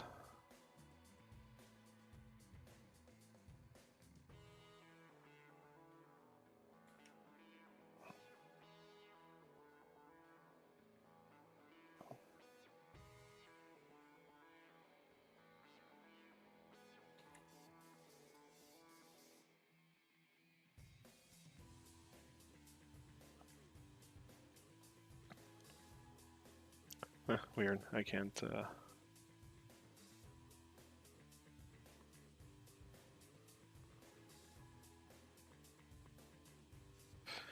think I'll just keep it off for the moment. Then there's the cavity one, but the cavity one that's the thing, is like, well, for skin, it's not something that I tend to use a lot. Like, we already added some in the texture, so I'm not sure if I want like to overlay even more on top.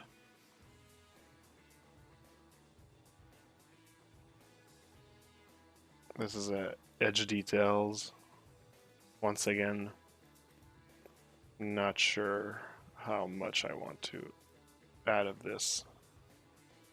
Like, maybe a little bit is gonna make some things pop a bit more, but because it's all meant to just like add like readability and that sort of stuff. But for the skin, is like maybe like sometimes the subsurface material kind of like destroys like the skin detail, so that could be maybe useful. I put a tiny little bit. And this cavity is probably, I'm not going to use it because it's much too strong, and or maybe like 5%. So basically the entire overlay folder, does this here, which is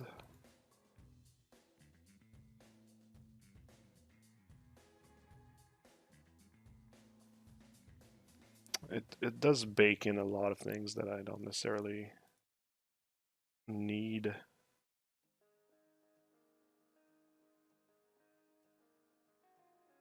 I'll just lower them.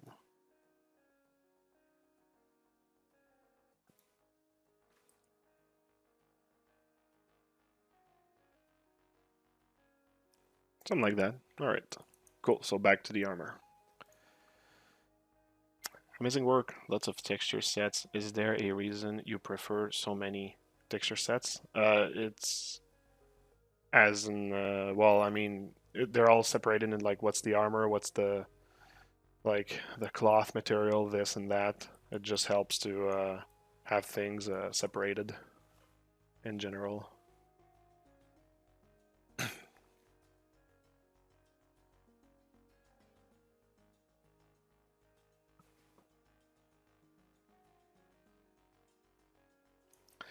All right, so back to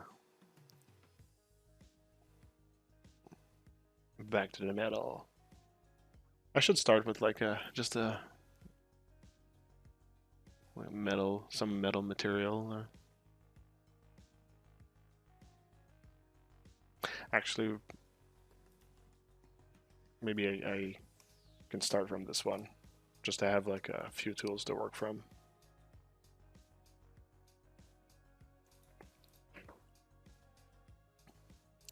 Alright, first of all, let's find it a good metal base.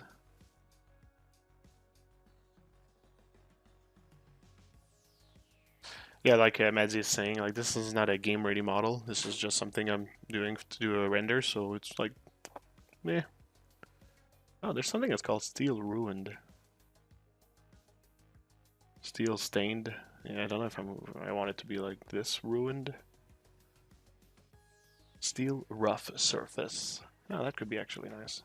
Let me see what it does first.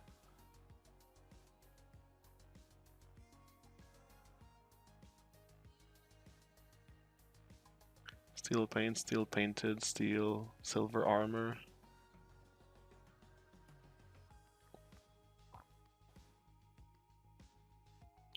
That's cool. Let's just remove the splotches. Ah, that's kind of like a good, not a bad start. Let's check silver armor.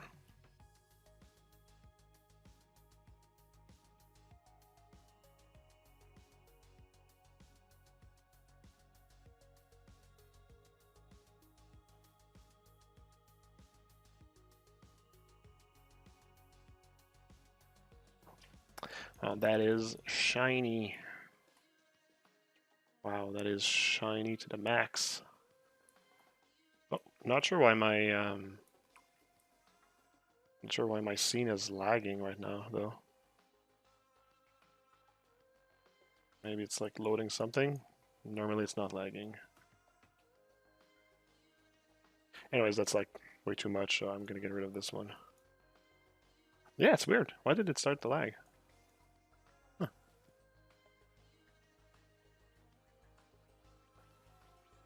Let's try Steel Scratch.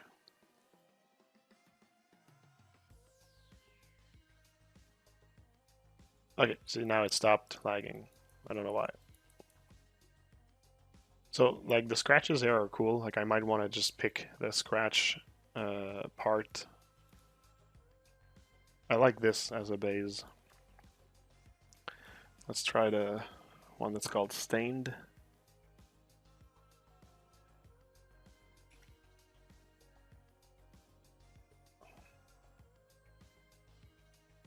And also the one that's called Ruined after. That's an okay base.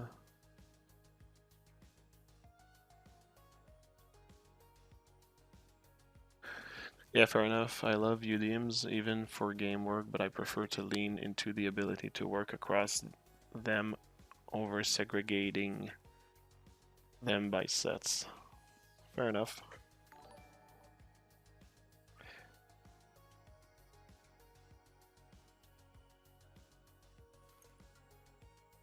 Thanks for the follow. Yeah, well, this one has like a lot of like bumps like that I don't want, but if I actually get rid of the bumps and whatnot. Oh.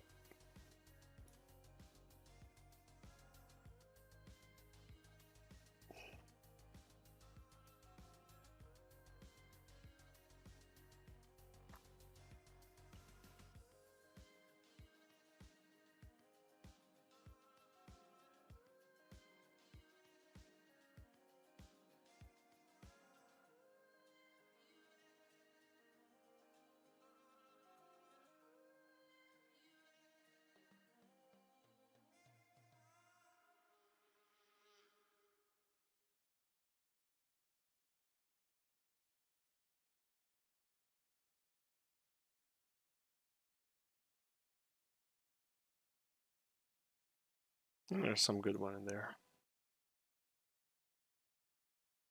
Maybe I'll start from Steel Ruined and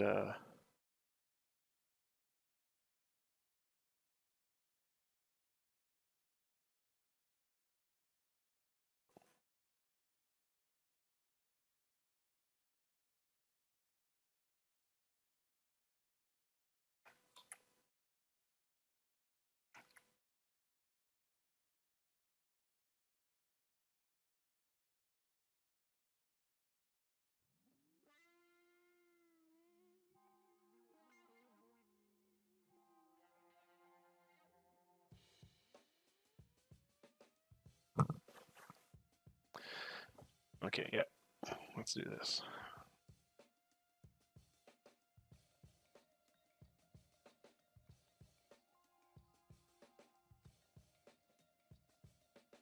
So all the edge damage and the bumps, that I think is overkill. I think I'm actually we're gonna keep one of them. We're gonna mark it as red though. This one as yellow because maybe I'm gonna be using it. So dirt occlusion, yeah, okay. Edge damage, which is already not bad for calibration. Okay, so the base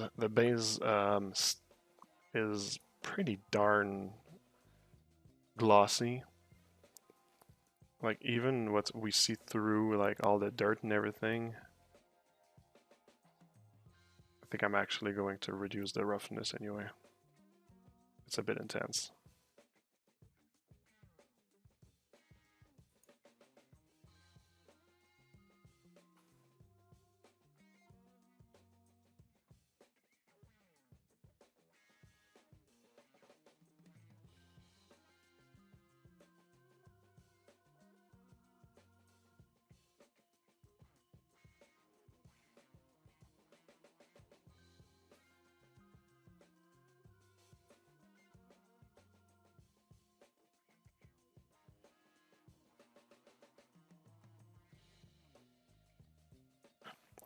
So maybe this as a base.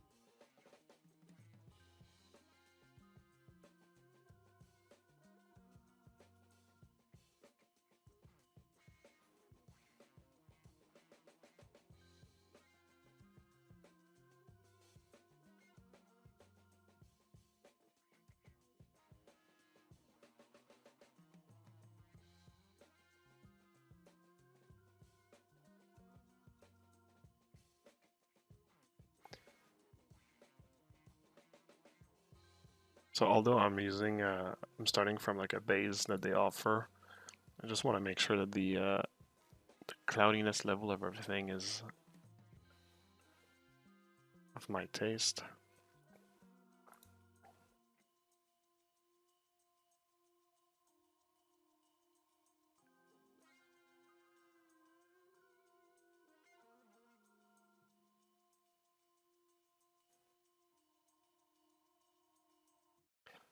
Okay, wow, that's slow.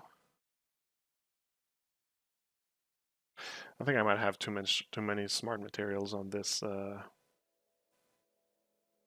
thing here, and he doesn't like it. So instead of keeping them, I think I'm going to first of all wait that he stalls.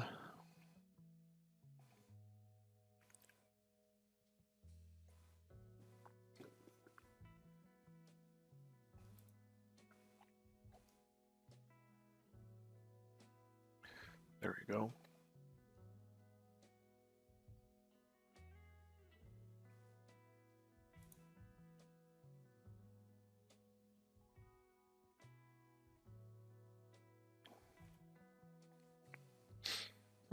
Yeah, it's really laggy. You know what? I think I'm actually not really gonna have any other choice than to save and restart the scene because it's pretty bad right now. So let's just save.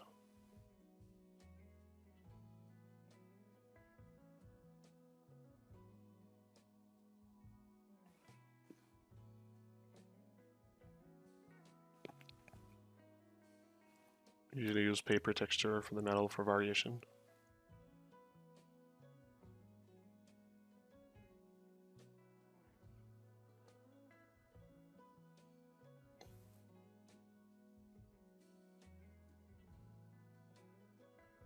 Thing was the scenes that are of this size, that's usually the kind of stuff that happens to it as well. Is that you're going to at some point is going to start lagging, and just by closing the software and reopening it, it just lighten things up a lot. So we have been working on this for like 2 hours or something. So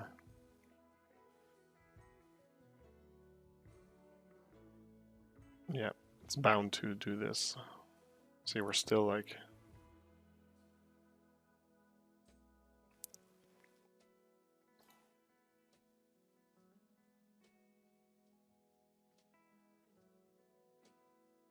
so a little restart of the software is not gonna do any bad.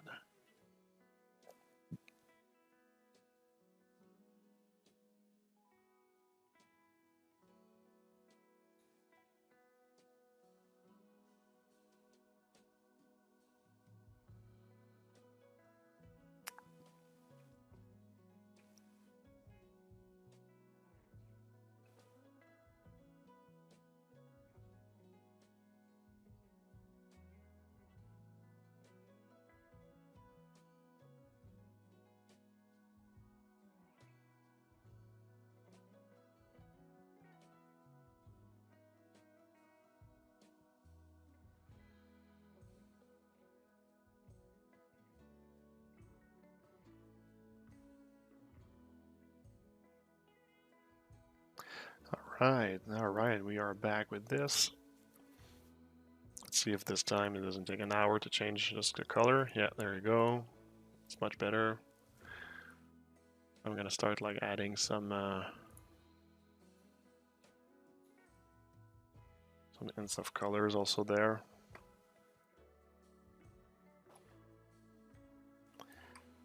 It's very visible. Oh no, it's a shader is not compiled completely. Oh, it's still really visible.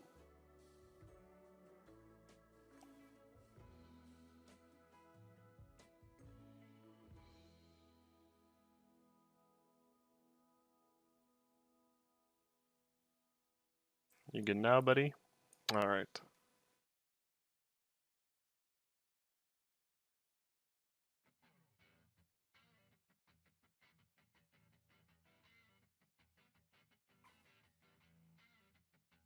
That's a lot of contrast in there.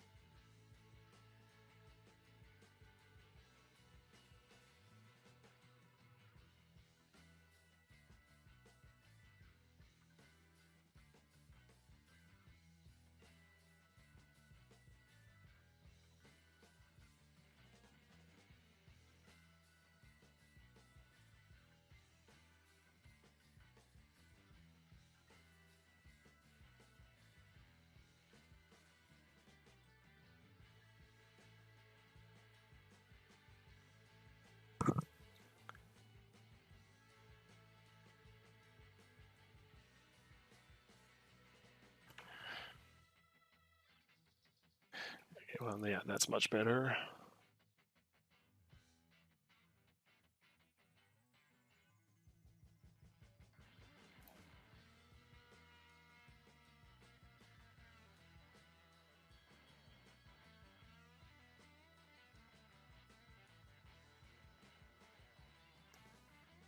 That's good in terms of how the roughness is, though.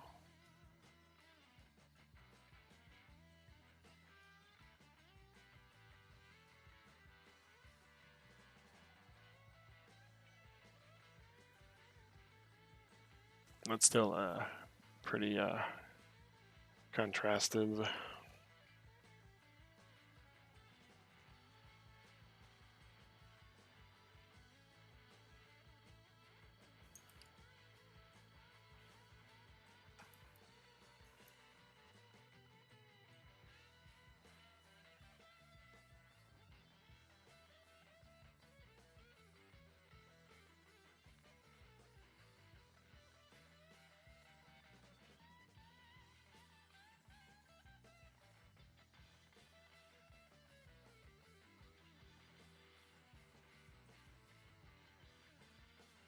Yeah, dulling the base steel material is actually helping.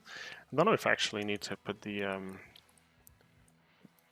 it's probably just like my scene, the light is so intense in this scene here. I like a studio lighting, but maybe it's making it hard to read the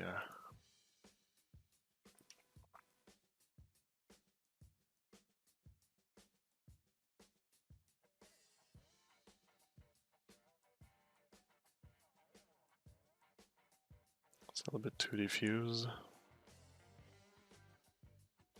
Like one spotlight.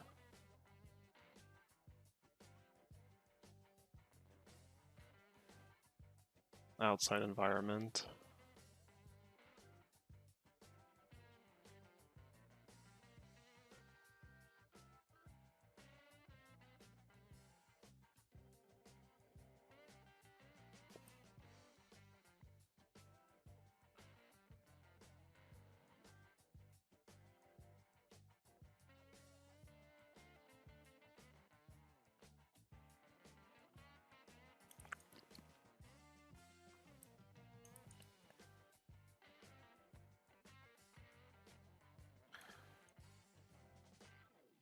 Salut Chaos. Bonjour, bonjour.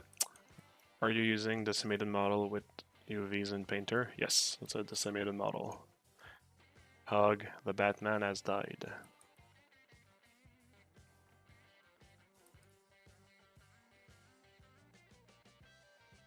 I just find my dirt material to be like a little bit, I think I just need to blur it a little bit.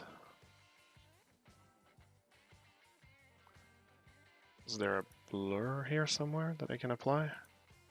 I'll apply it as a filter then.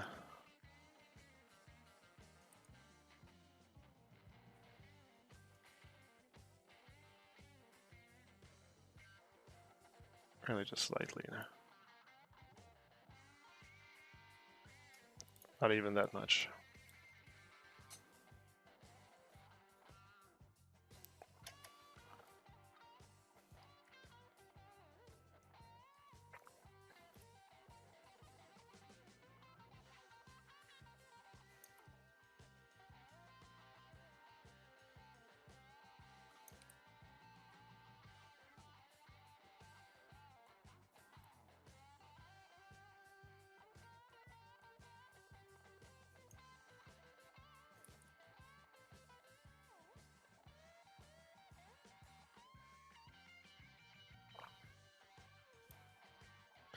So this is fine, it's just a bit too cloudy.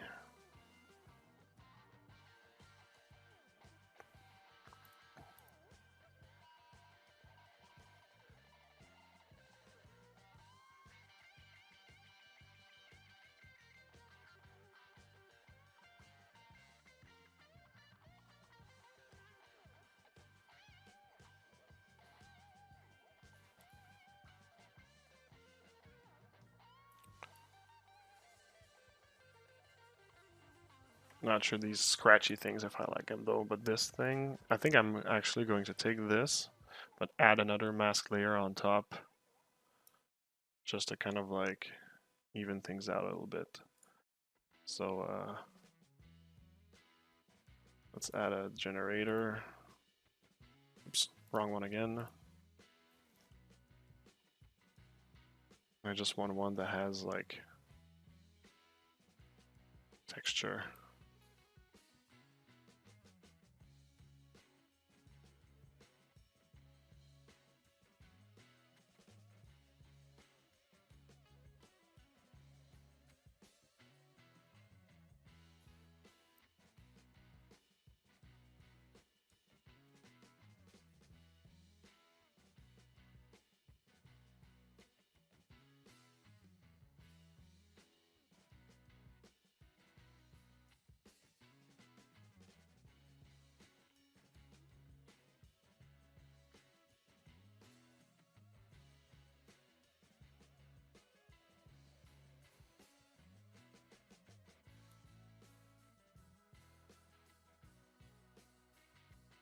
Alright, let's use another mask.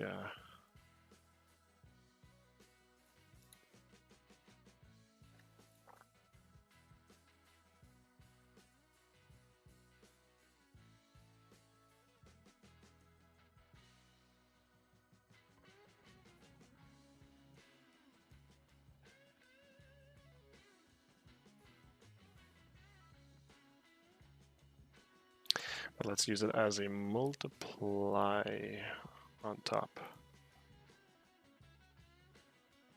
Let's invert it.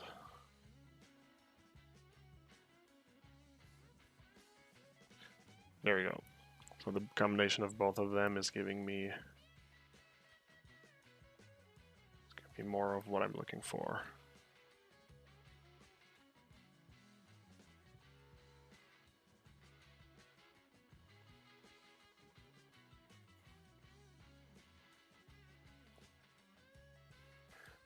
There you go. So it just makes the like this ladder of dirt like a bit more scarce, I guess.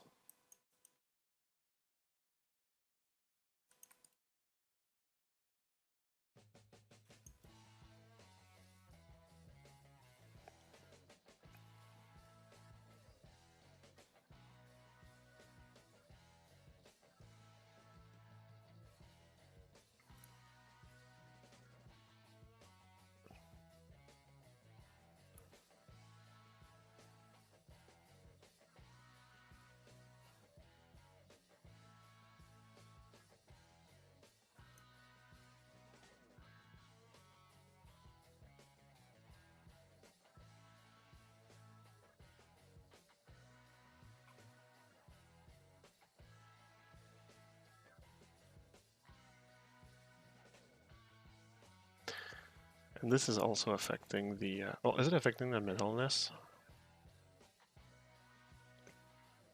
Not really.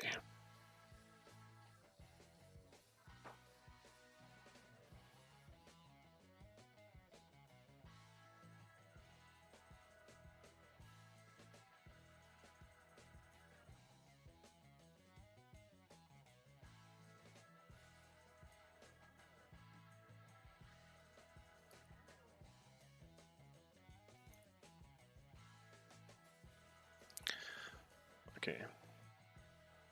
Let's add on top. So edge damage.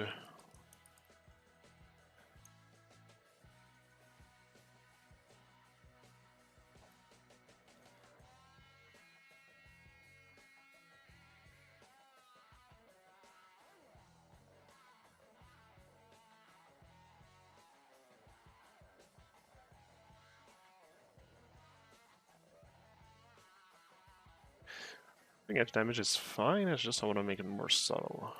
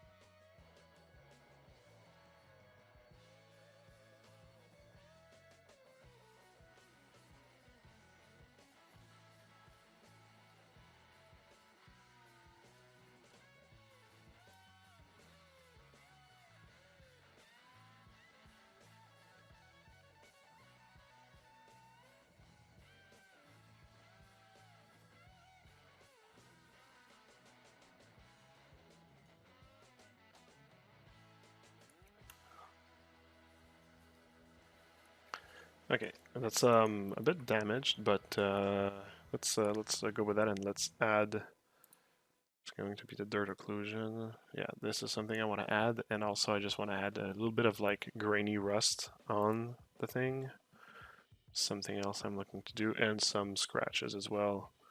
So there's already some scratches, so like I might want to see if I can actually just like boost those tiny scratches.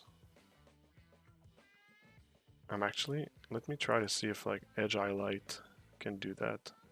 Or actually no, wait, let's first try to do the other thing.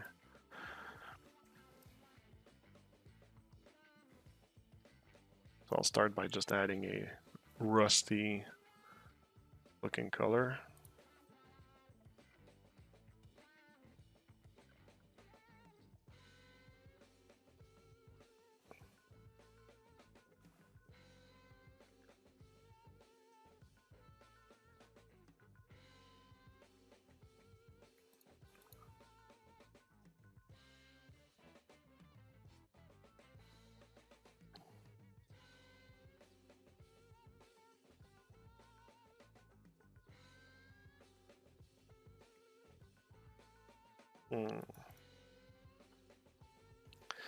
All right, and to this, let's add the mask.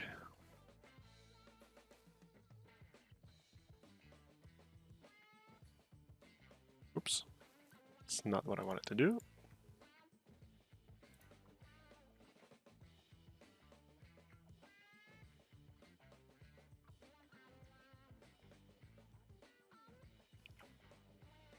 All right, I'm going to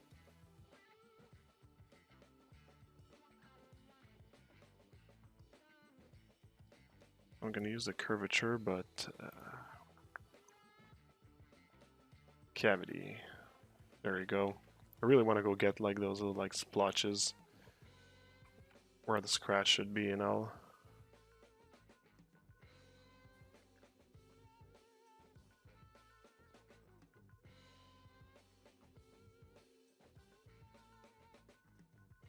So yeah, it's like it's not like something that like it's really something that micro detail is more gonna capture than anything else.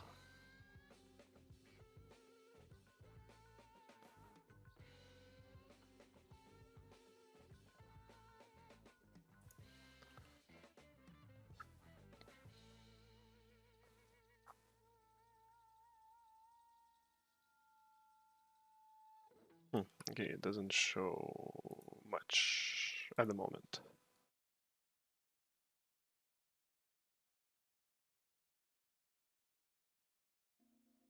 Alright, we're starting to see it. Good.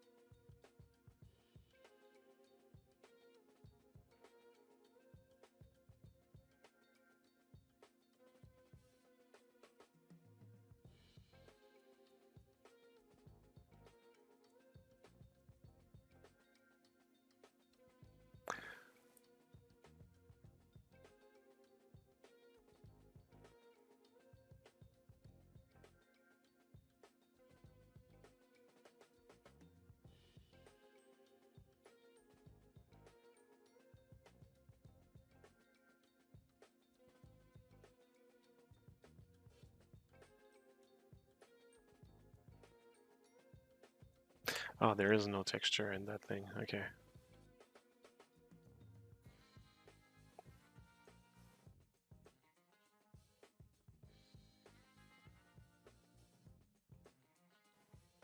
There we go. Okay.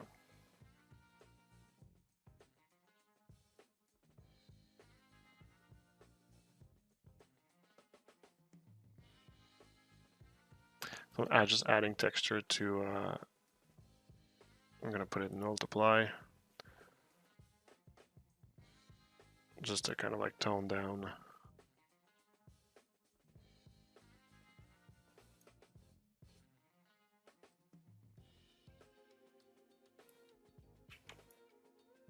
Add chaos in there, basically.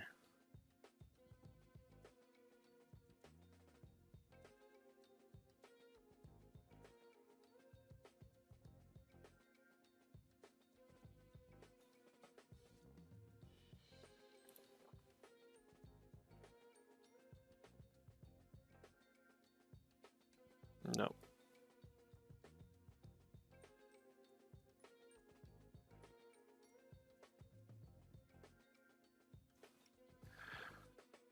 Okay, what does it look like now?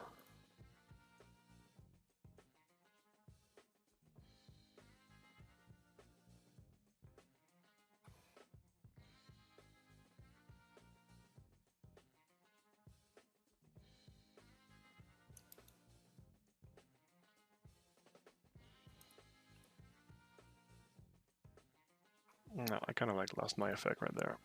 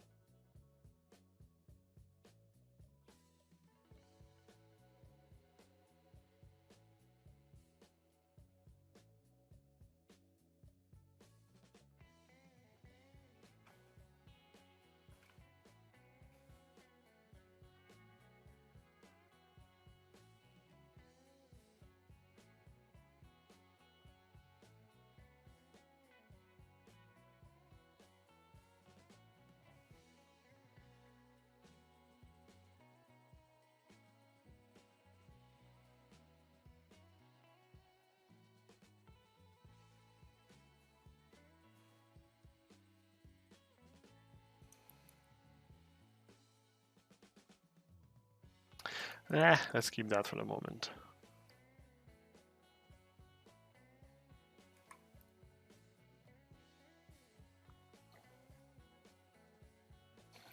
Or, I could use some of my AO maybe in there just to add a little bit of something.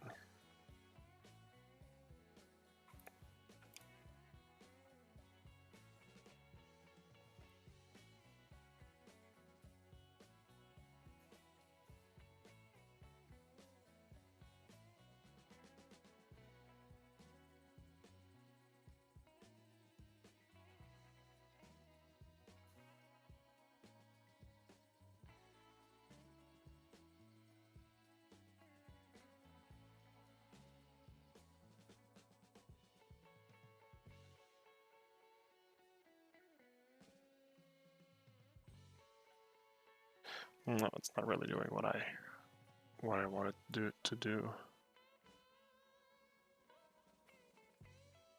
Yeah, what I'll do for that instead is manually add the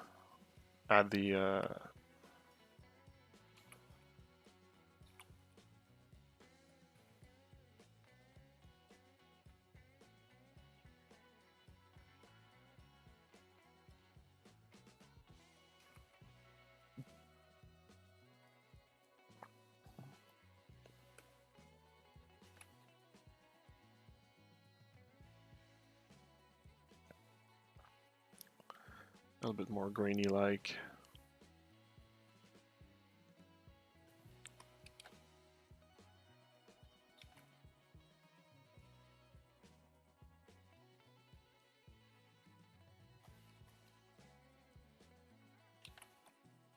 Yeah, that's good.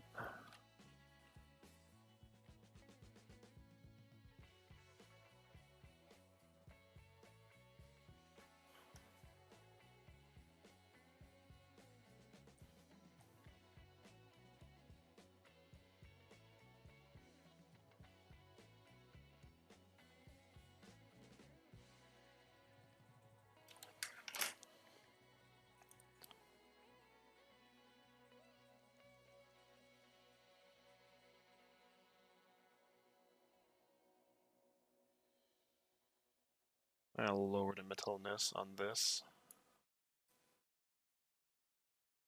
And the saturation.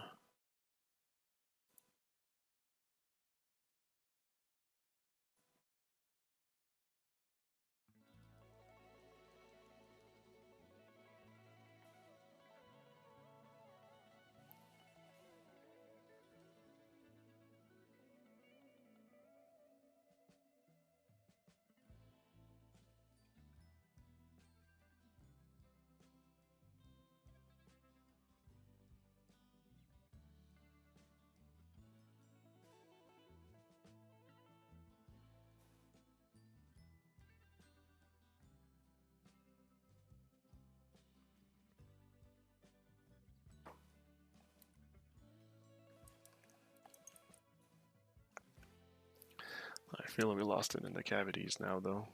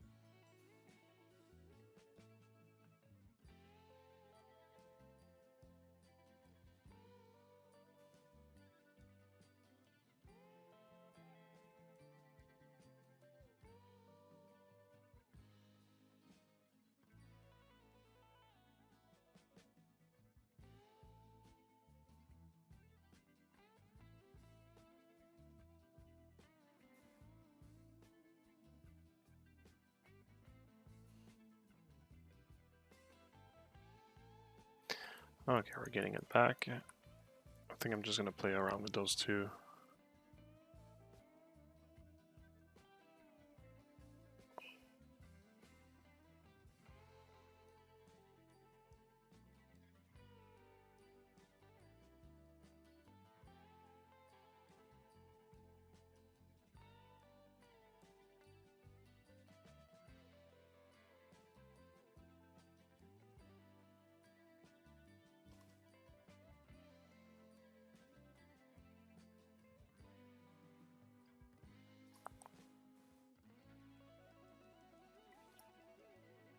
Okay.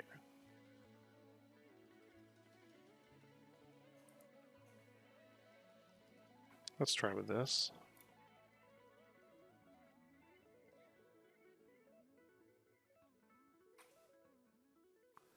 And this I'd like to have it not too much where there's no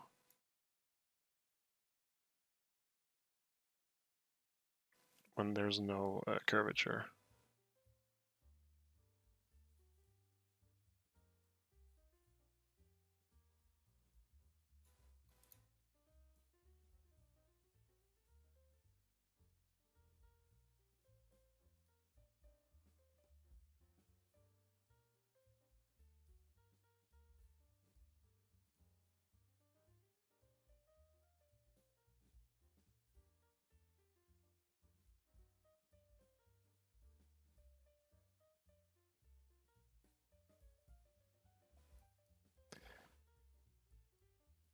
Go. Now for the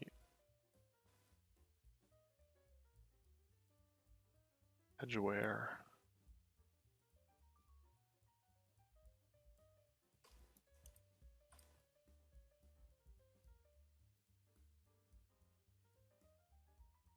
Yeah, something like that. Something like that.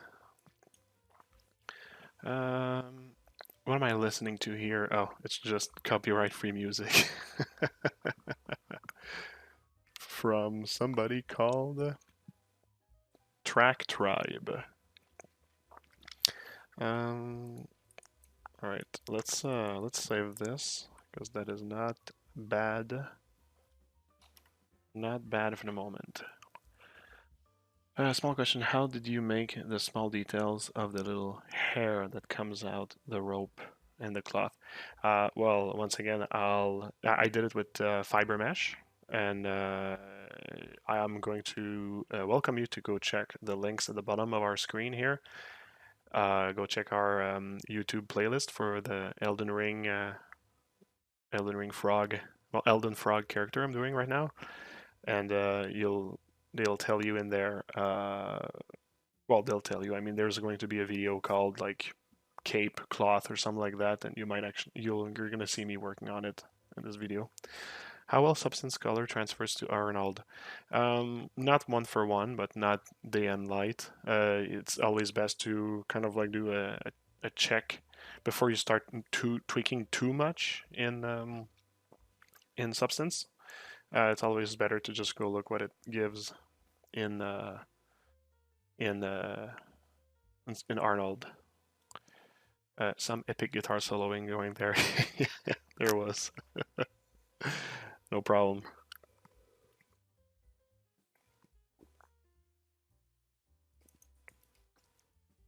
All right, so now the question also is, once I'm going to apply the golden material on the other parts of the armor, is it going to translate as good as here? It's kind of like not bad universally how it did the metal coloring. I'm pretty pleased with that.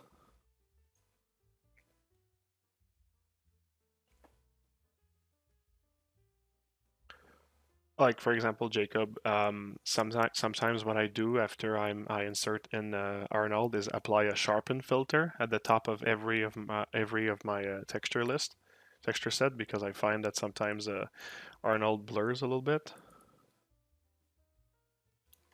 See, like there's already like a sharpen that came with that material here.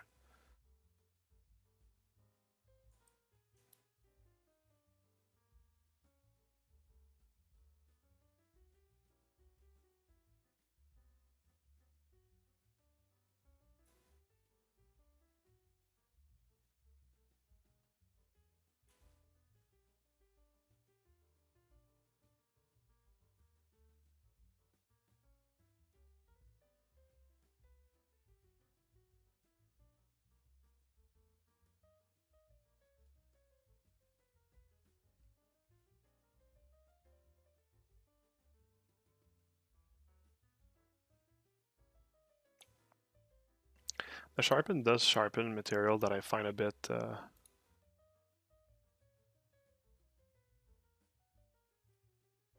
like grainy, but let's keep it anyway.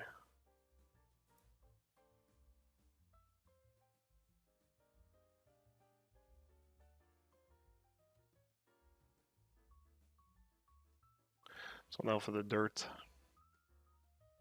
Nah, I don't like the sharpen. It sharpens too in a grainy way. Grainy way.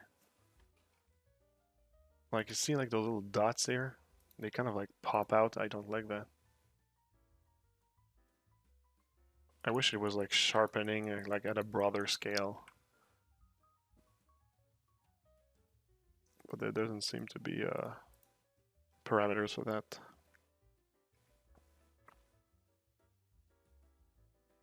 Oh, also something that I forgot to do is removing the rust from on the bolts.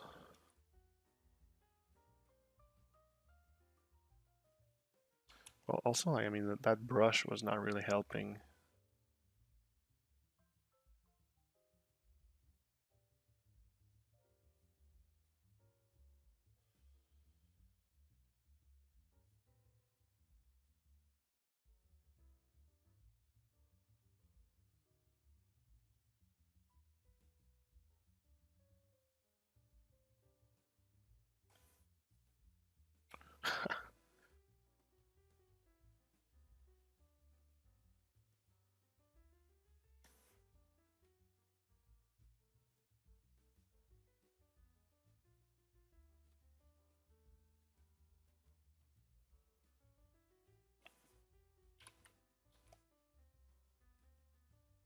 It's a bit tense.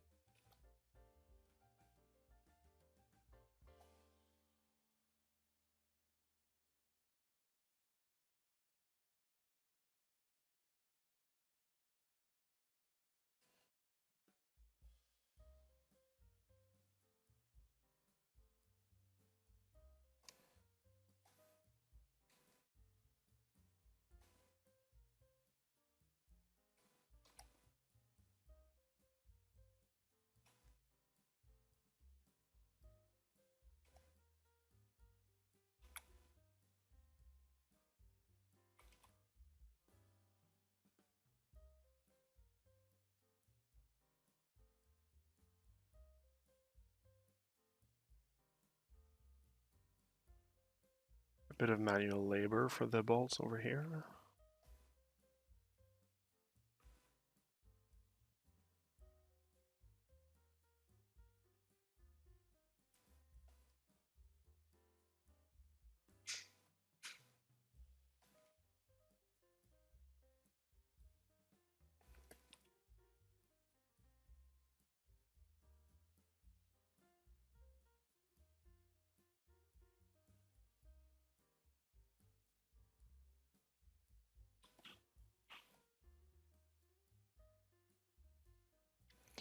All right, that's good.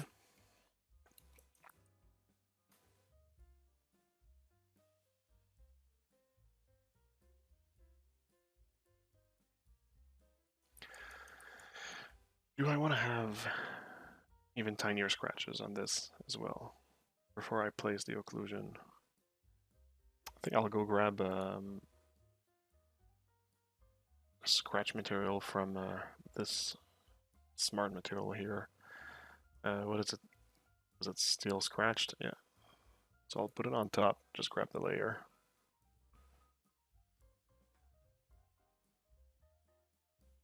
It's loading.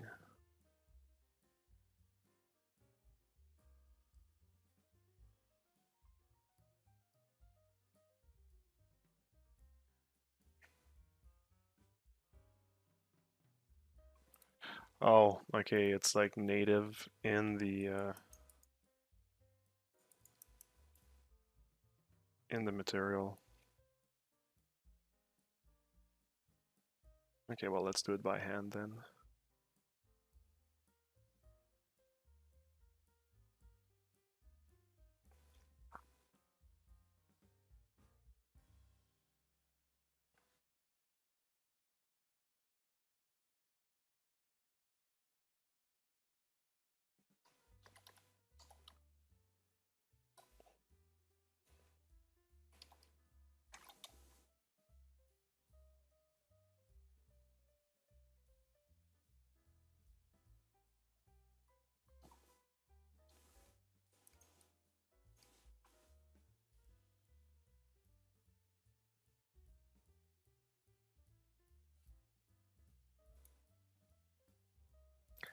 Let's put it a bright color so I can see what I'm doing. And masks, my mask. There's probably a scratch one.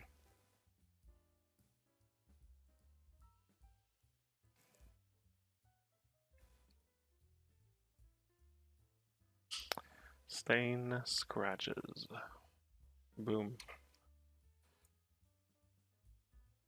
But I don't want it to be called by the curvature or anything. I just want it to be like the material itself, the texture itself. So probably one of the texture is the scratches.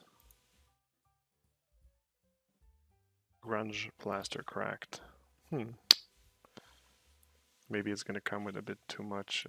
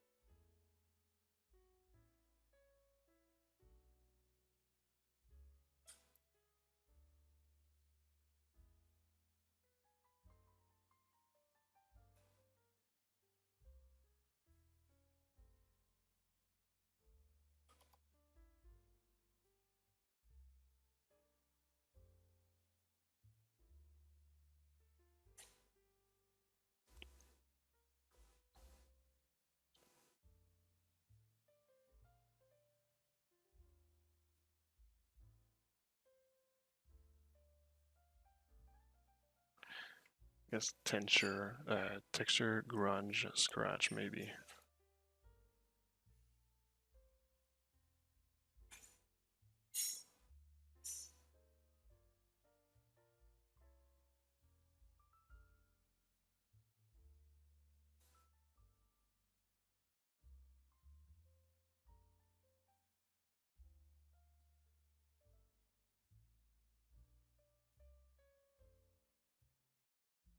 Just trying to be able to view them.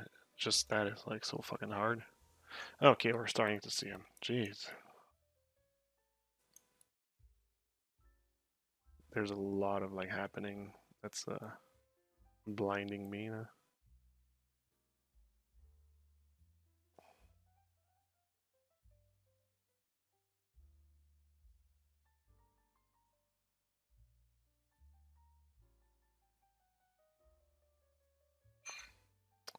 Okay, so I guess this is...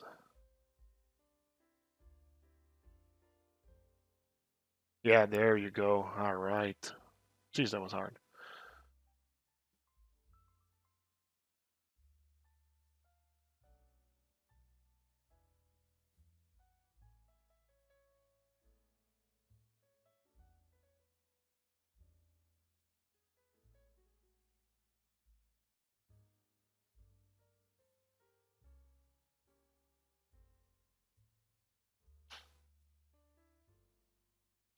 I wish I had this, but like much more than that.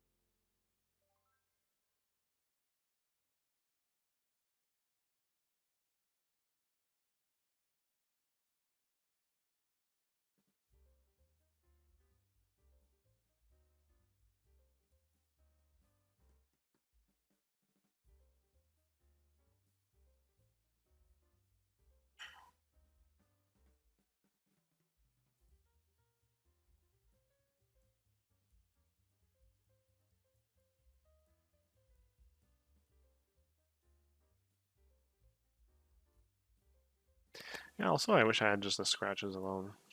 Maybe it's my texture that's doing that. Just having like a tileable, just the scratches. That would have been better.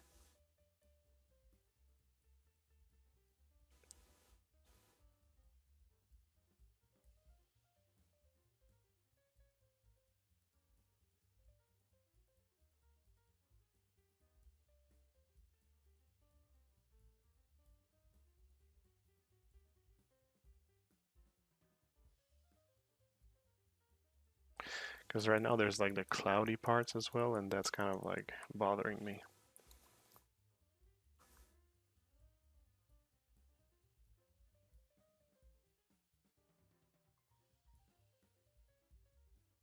Grunge scratch generator.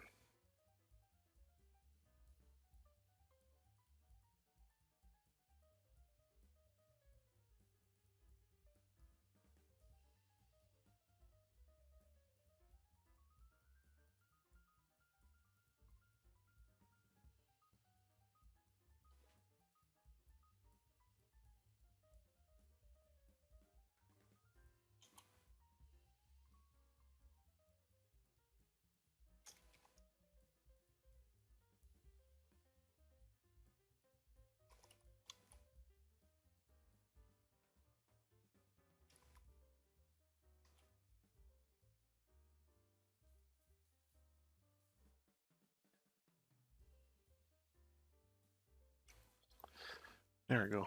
There was a generator just for scratch. It's actually the first time that I discovered this.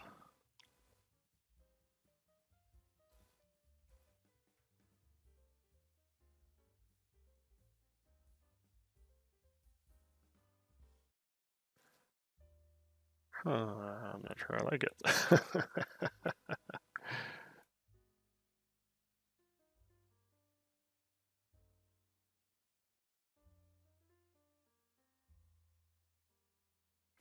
How do I make a tile?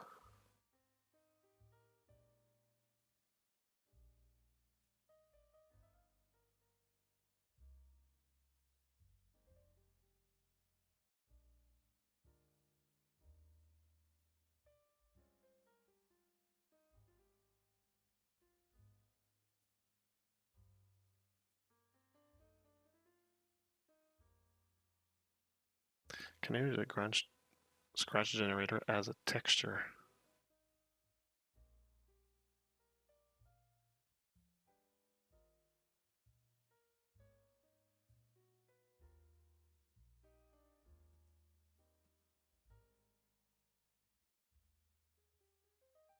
Oh, I think yeah, okay, yeah, I can.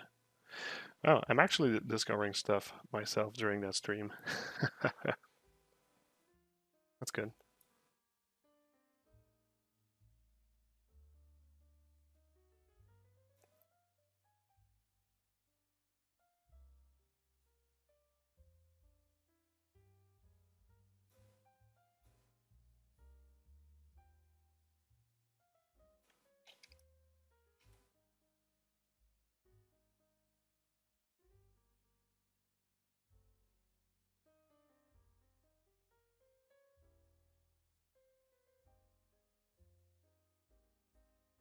Although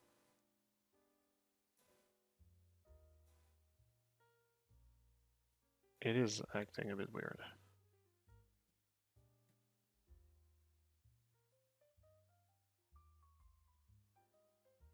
Like they are so sparse.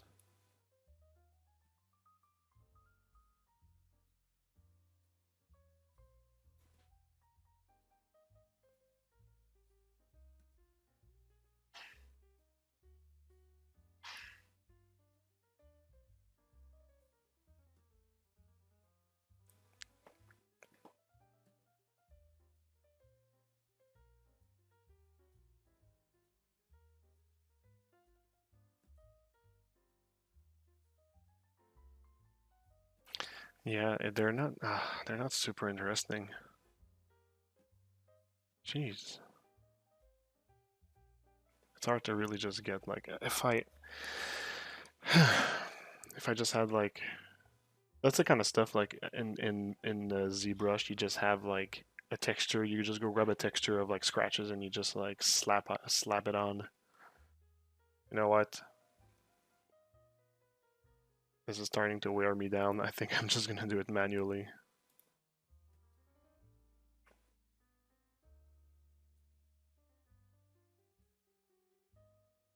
This is gonna be a good clinic into like how to waste time. You see, there's like a scratch thing here. There you go. Fuck. It's just that now I have to do it like manually and everything.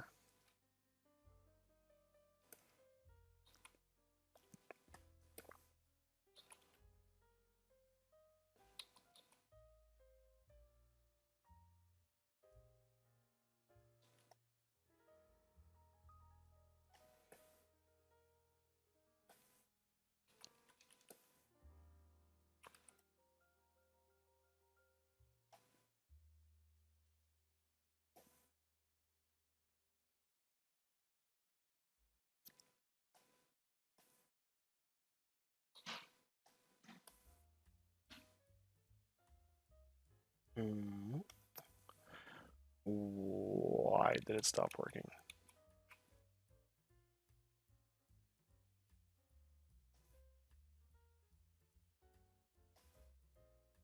Why did it stop working?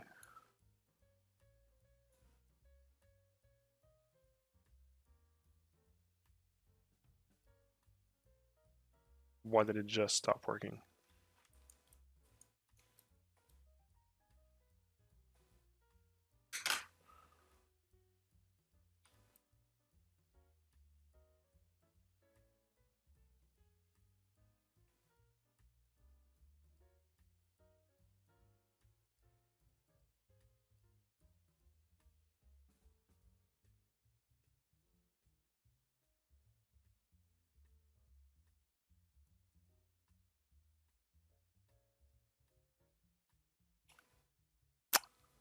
What?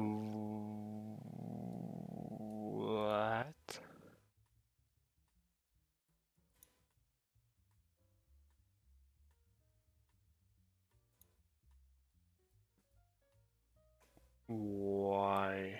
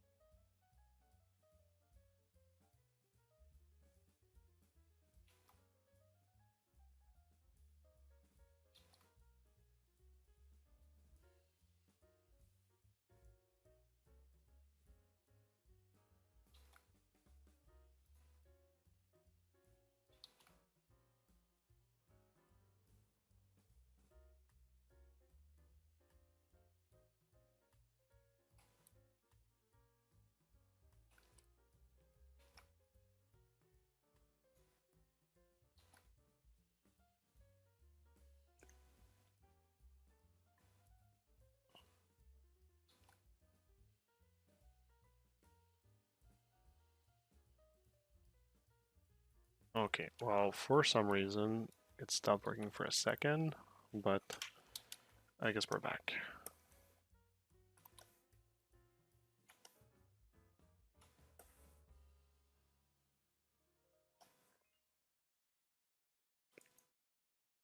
So let's just see how this translates before I put it everywhere.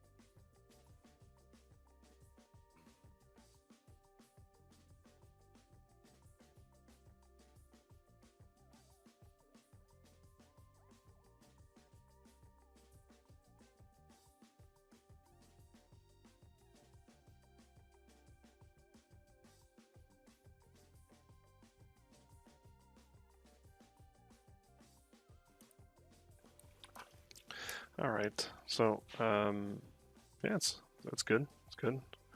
It was worth the effort.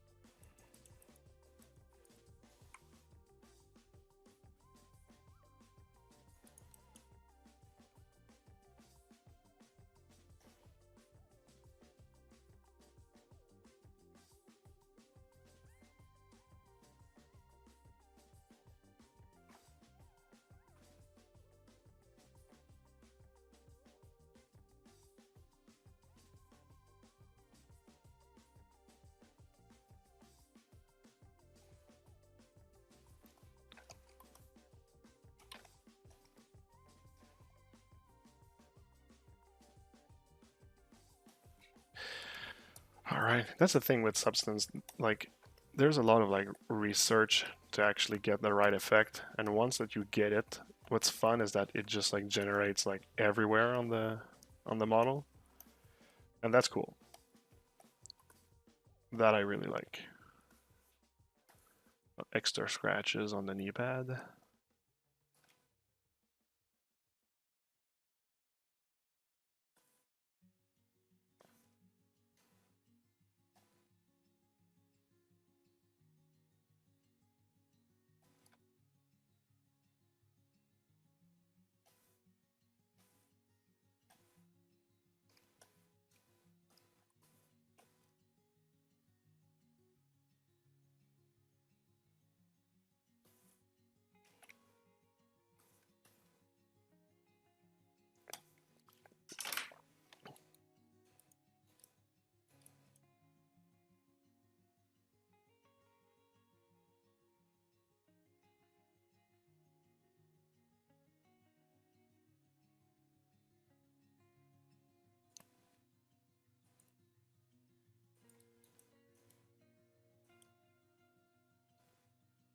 Cool, looks good, looks good.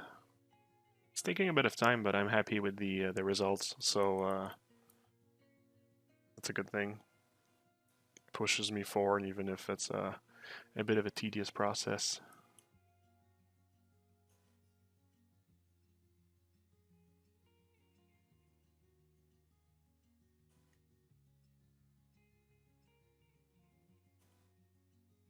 Okay, and now for the more like oxidation part. Let's start with what this mask builder does, but it's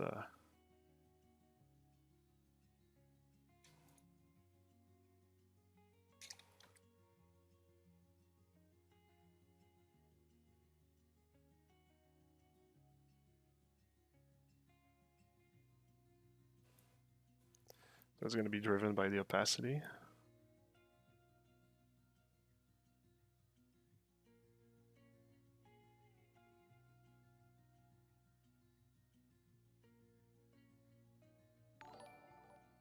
Actually, I can also just go get like a mask here. Thanks for the follow.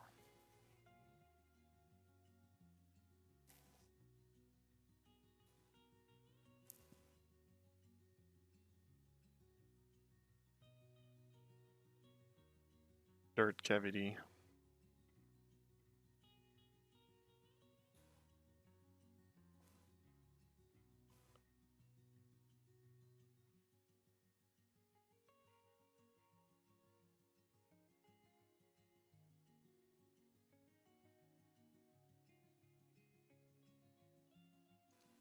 Nah.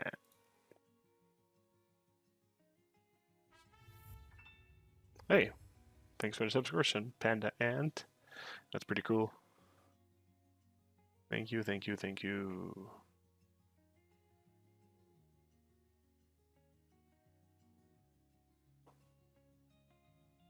Dirt surface. Dirt subtle, dirt stain, dirt. I want dirt. Like AO.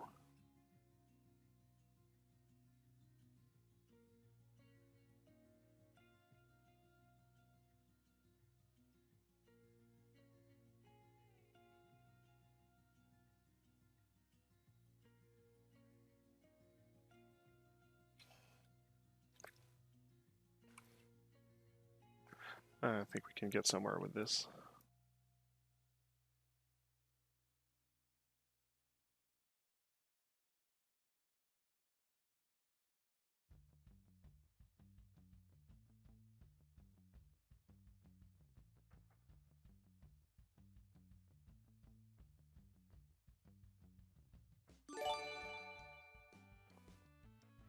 Ooh, a little gift over here. That's pretty cool.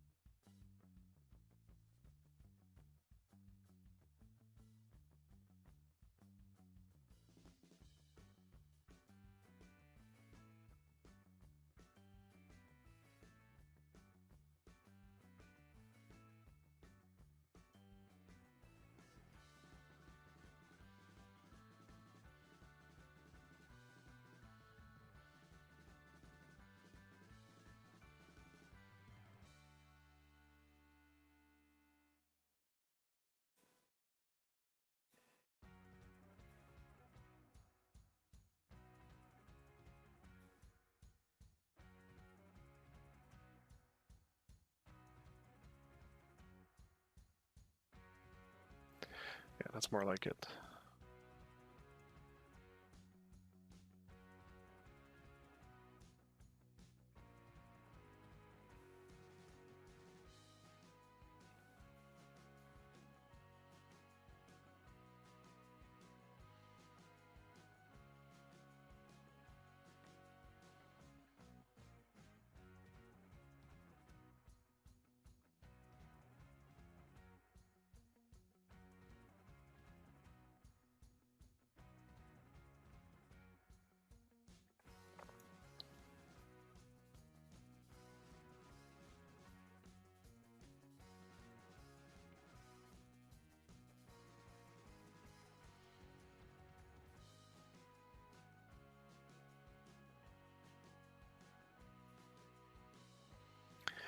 I just want to get that texture a little bit more grainy and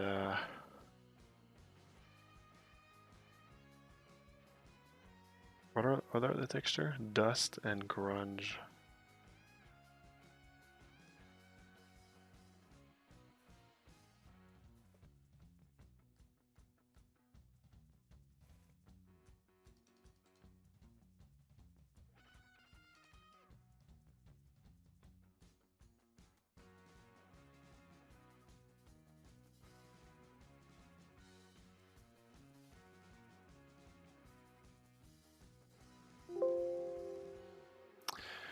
Oh, a little save. Hey man, a few weeks ago I had a job interview for 3D artist and they asked me if I could do something hard surface. I had experience, but not much. So I binge watched a lot of your video on YouTube. Long story short, I got the job. Good. I just wanted to thank you for what you did. You did that yourself. Thanks for the videos. I have a job in the industry that I love. And quite the one before that I hated. That's good update. Upgrade, I mean. Well, that's cool. Awesome. Thanks for saying that. It makes me feel really good. But don't throw me all the credits. I mean, you're the one that did all the hard work. So congrats to you.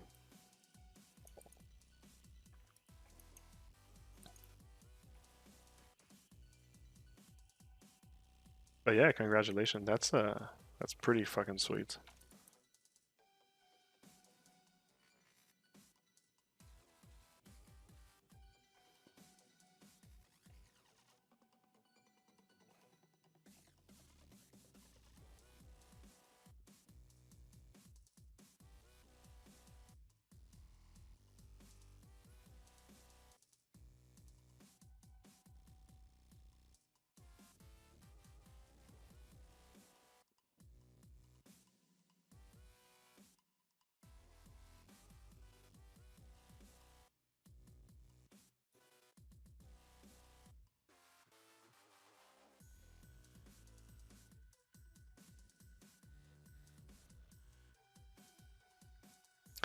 I don't super like what I have.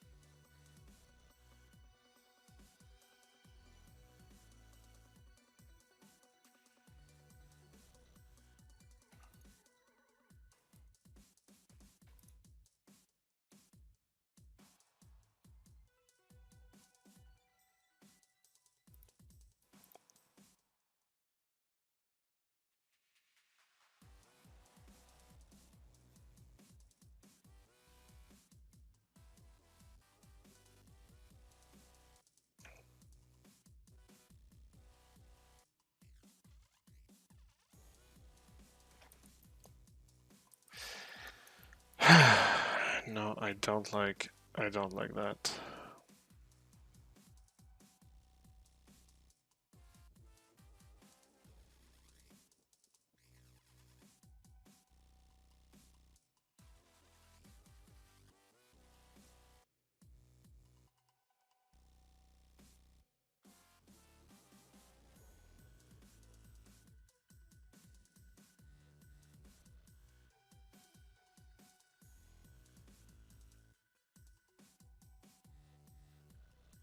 I might actually have also to do it differently per areas, because the like this pad here is receiving a lot of in-bin occlusion.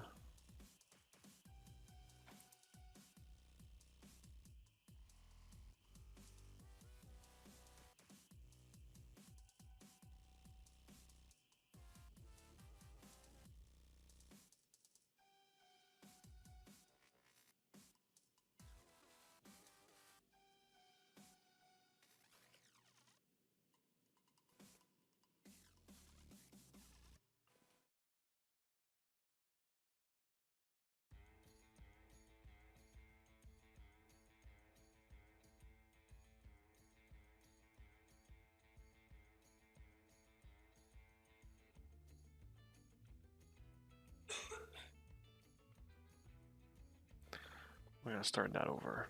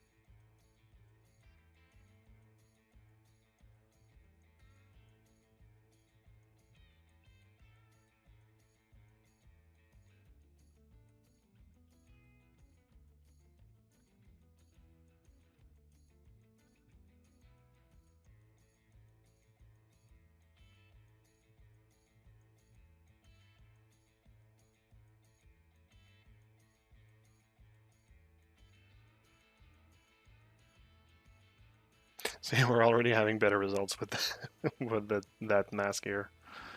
Okay, what does it gives in terms of the actual results? Okay, there's a few parts that are very burnt.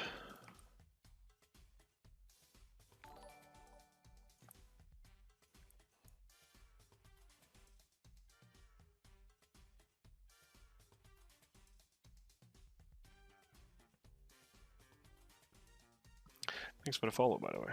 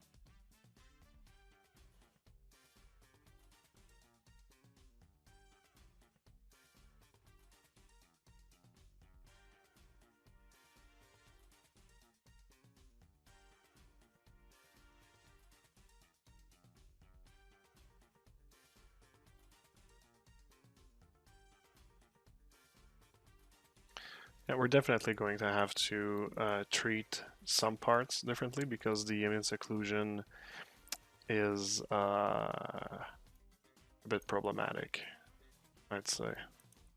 So let's try to make it just a little bit, just a tiny bit better.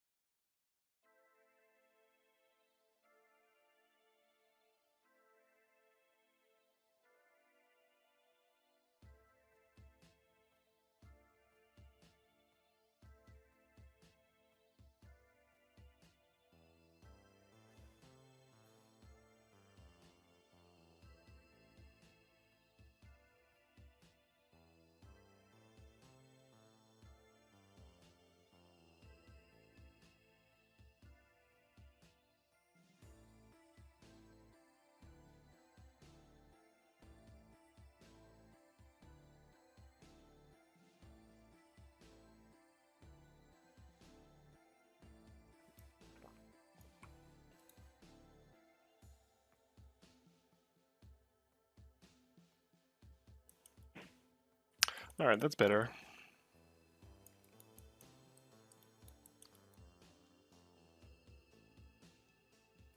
Yeah, that's better.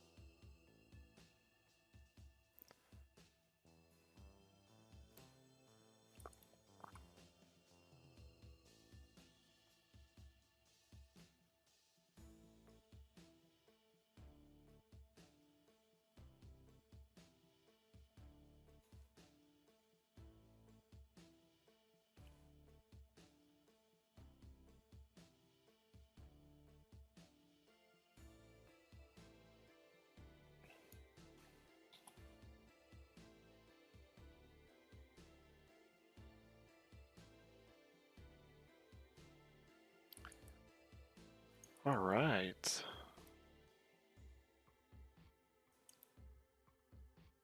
There we go. All right, it's pretty damaged, but I think I'm at the point where I'm like, okay, that's kind of like the level I wanted to get at least for the first pass.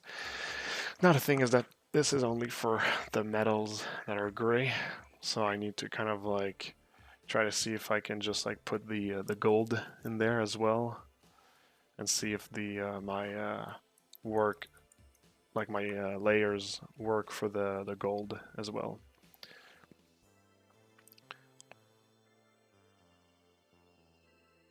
And I can also add the layer on the overlay thing, see if it's going to help.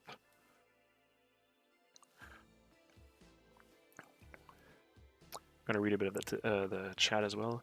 Thank you. I've been trying to catch you online for a while now, but being in Spain, I think we have very different time zones. Yeah, you probably are 6 hours in front of me. What texture resolution are all the UDIMs? They're baked in 4K, but they're going to be just in 2K for export, and I'm working in 2Ks. Yeah, Leo, the texture session will be on YouTube too. Yeah, of course. Really want to see the skin part. Yeah, sure. Yeah. Well, the skin part is polypaint first, and then there's a couple of things added in there as well. You can check the video recording on Twitch. Yep, exactly. There we go. I don't even need to intervene. Okay, so let's run through once again all the overlays and stuff. So this one is to, like I said, add volume on top. add light on top and shadow at the bottom. This one is to make things less, more rough in the AO, but I think the metal has enough of that. So I'm not gonna go and add on top of that. Just to add some cavity, but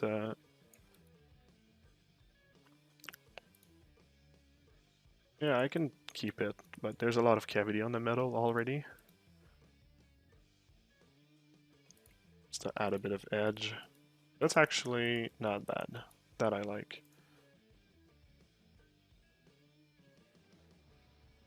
This may be a bit intense.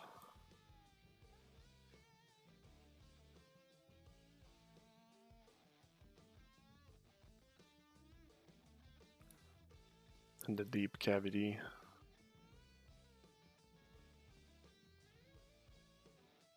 That might be a bit too much. So yeah, I think just that is cool. So now, to see if it works when I use gold. So basically we're just going to add a base and use mask where I want the gold to be. Gold armor, gold damage.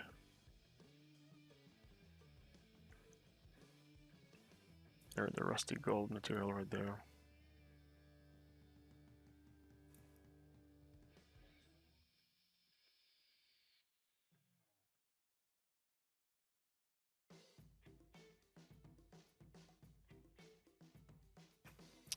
So yeah, it doesn't really work. Probably gonna need to create a different set of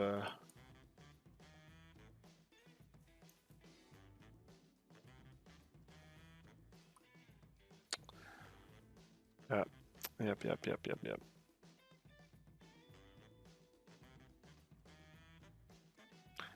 Oh well. Oh wait, actually no, it comes with like... Yeah, I just wanted the base material. But you see now, even with the base material, it doesn't work. So I'll duplicate the entire folder here.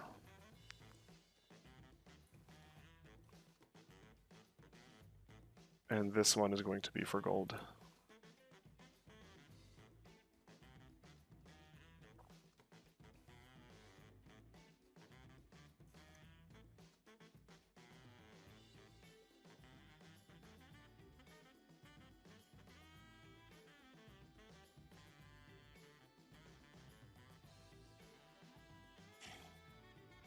Oh, there's no... yeah. Gold pure.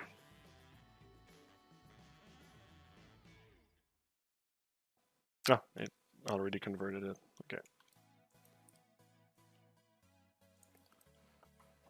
So let's remove...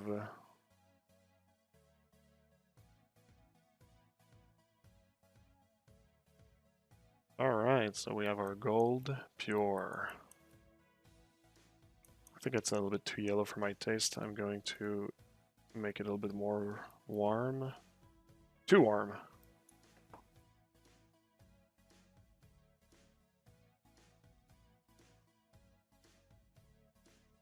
I think that's fine. A bit warmer. Okay, let's work with that. Alright, so very metallic. Let's keep it. Or let's dull it. I'm just gonna dull it a tiny bit. The tiniest bit.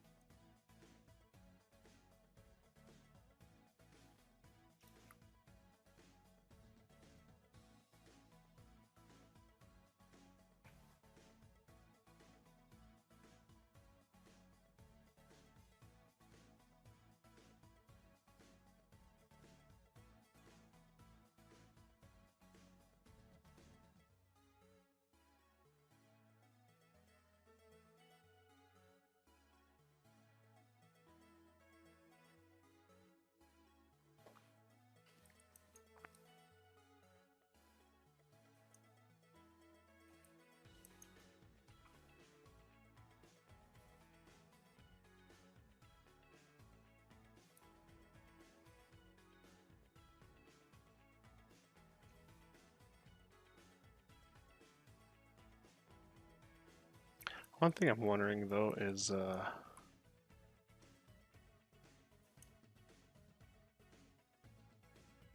there seems to be already some like grain in there. Oh yeah, I'm so stupid. That was my layer here. Okay.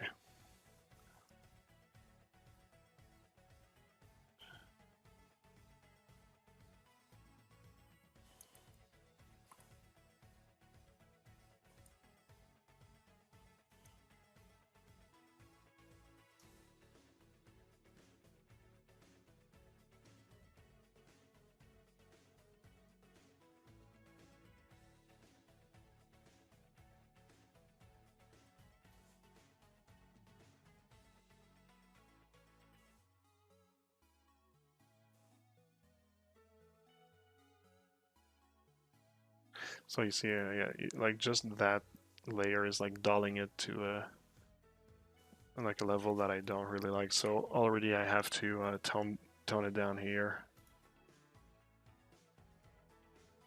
Probably if I just take that grunge map and I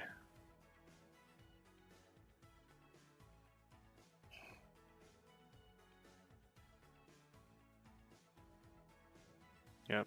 And already this kind of like affecting the cavity, and yeah, I'm gonna need it to be darker.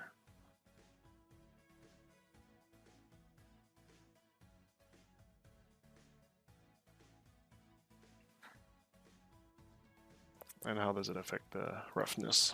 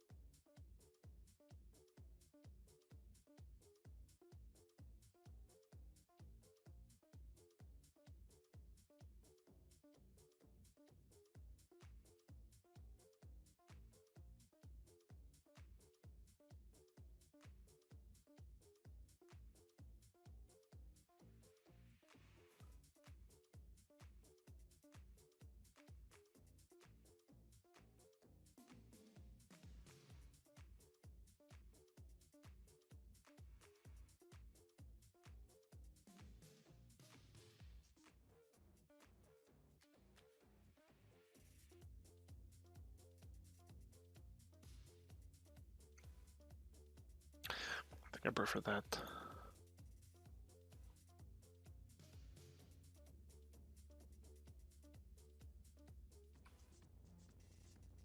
But this here, no.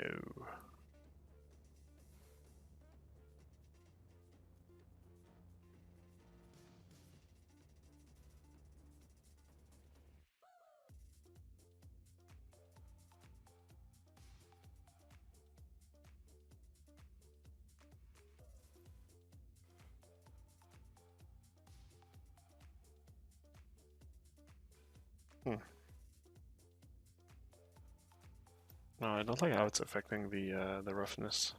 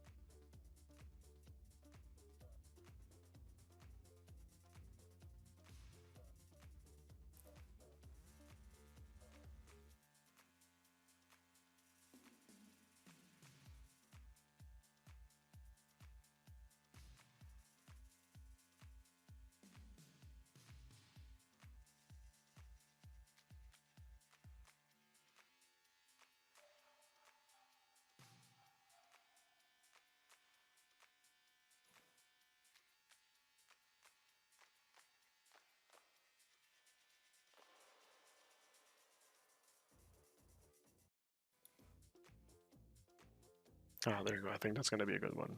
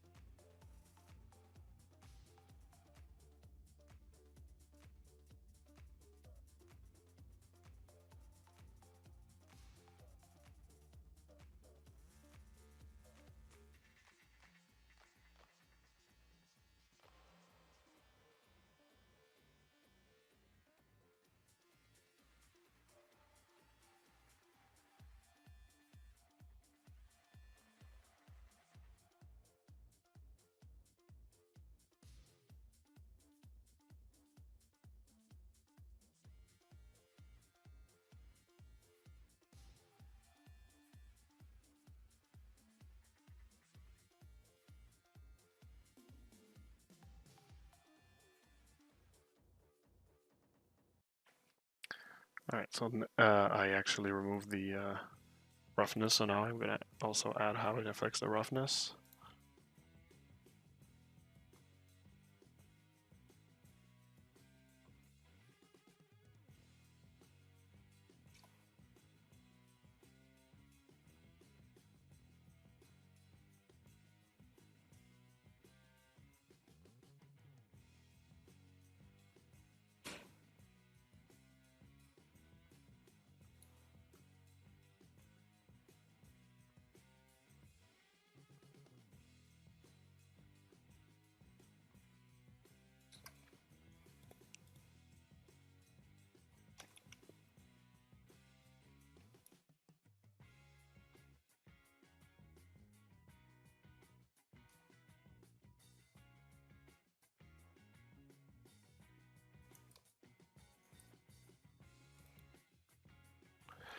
Alright, now for the dirt.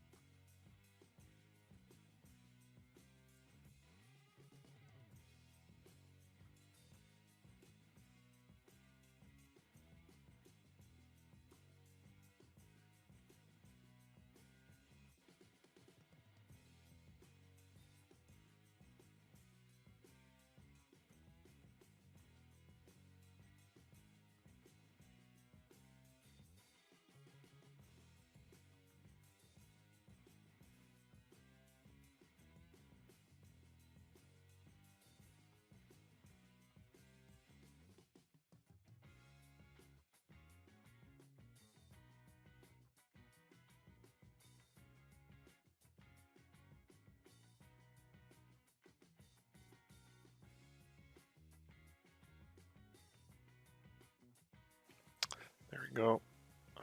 This has to be a pretty visible green.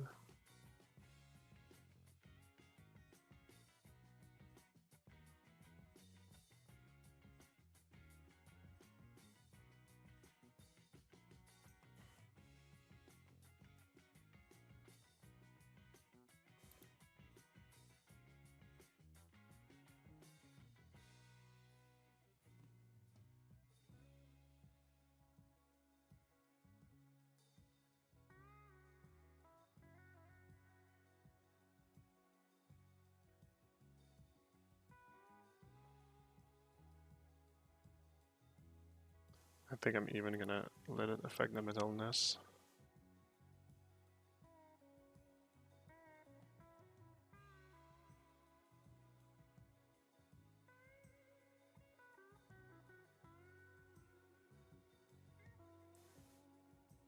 Okay, it's saving. Not to save once again. This one I think I'm going to need to spend a bit of time because just from like the first few layers that I've put, I'm still not super convinced.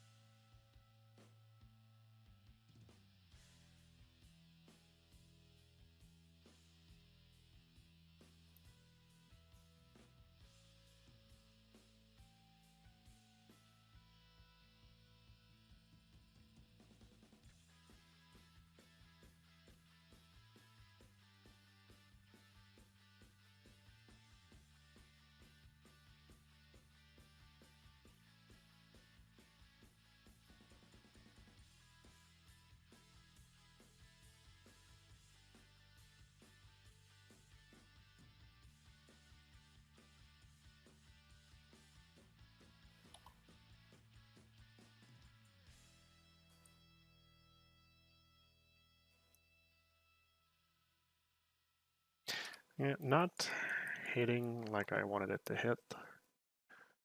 So we'll see. We'll see. All right, edge damage.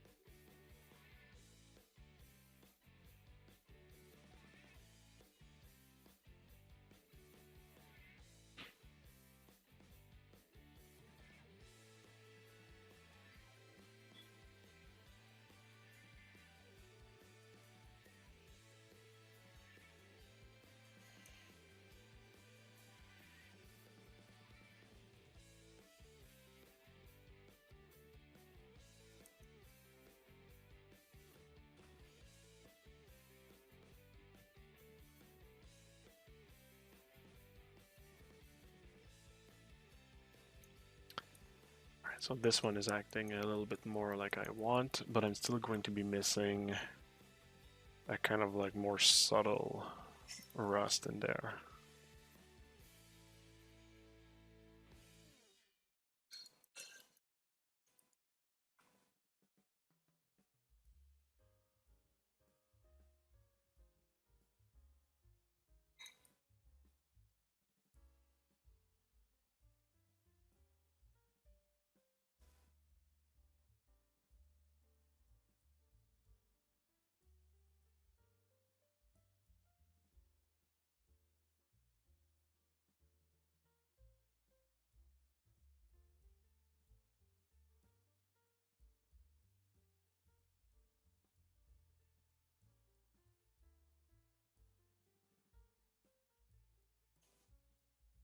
Okay, and that can be like the more like rusted parts, but like I said, I'm gonna need another pass, maybe one like this, but I'm just gonna spread the details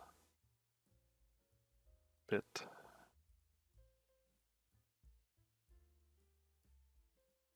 I'm gonna need to change the scratches color.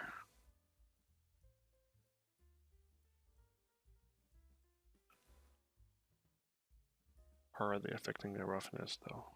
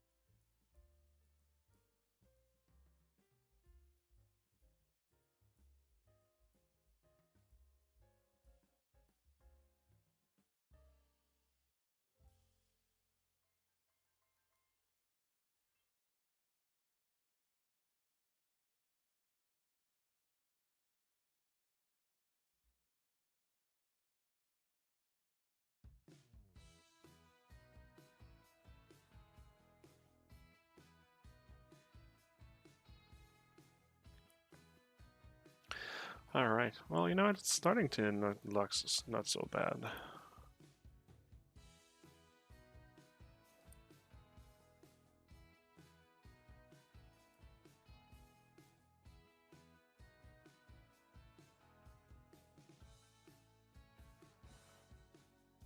Okay, let's try to add that layer that I was talking about.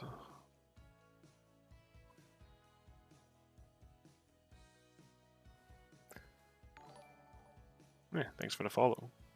I think I'll probably stop the stream also the moment that I'm done with that effect, because I've been recording for 4 hours now.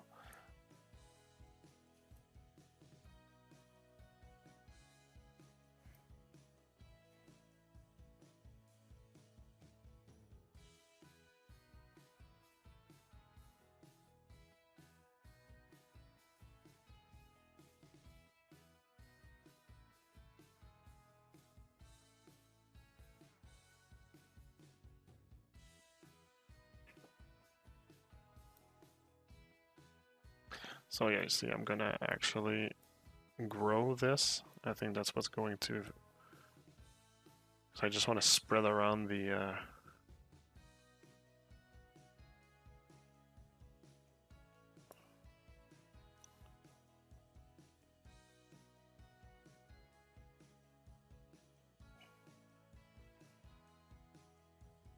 Something like that.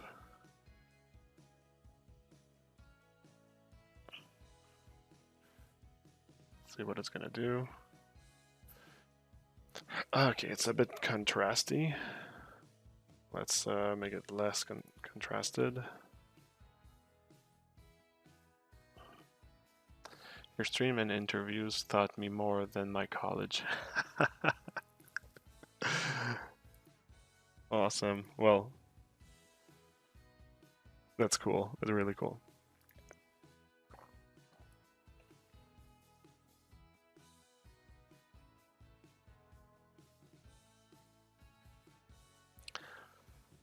Oh wait, is my...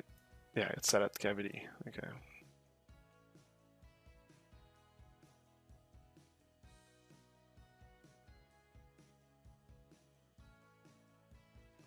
Yeah, exactly. I just wanted more blurry. I forgot for a second what I was aiming for.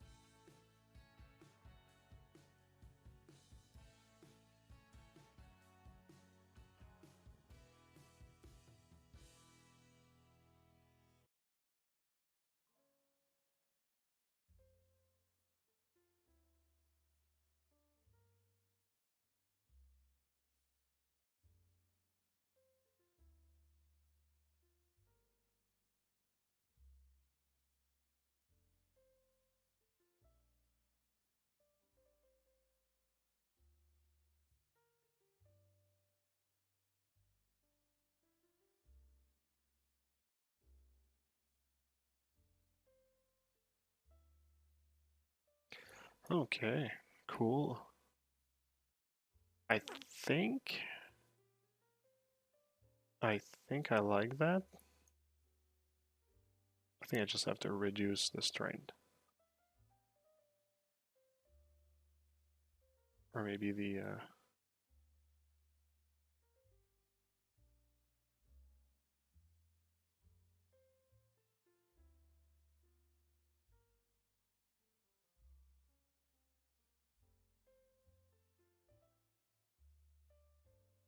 Okay, alright. Now let's apply the overlay layers.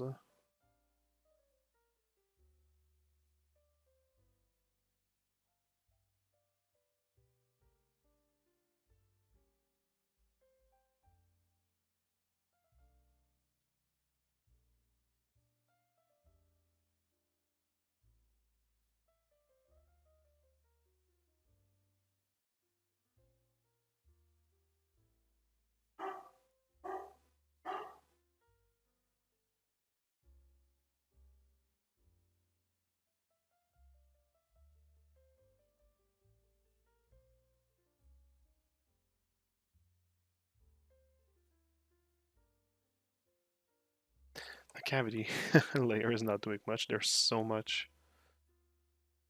There's so much already there. The edge thing is working.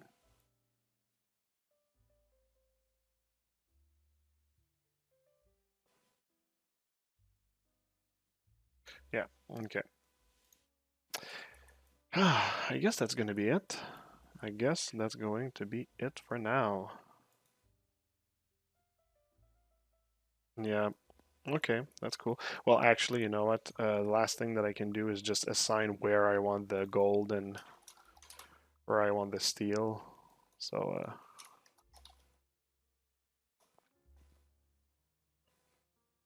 so that it follows my intentions at first. Boom, add black. And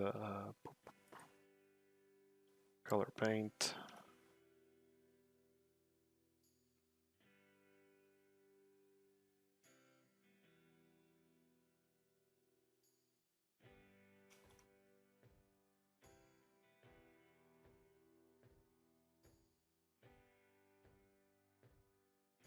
So this is gold, this is gold, this is gold. Everything here is gold. The sword is gold as well. And the rest is... oh, there's those little golden parts here.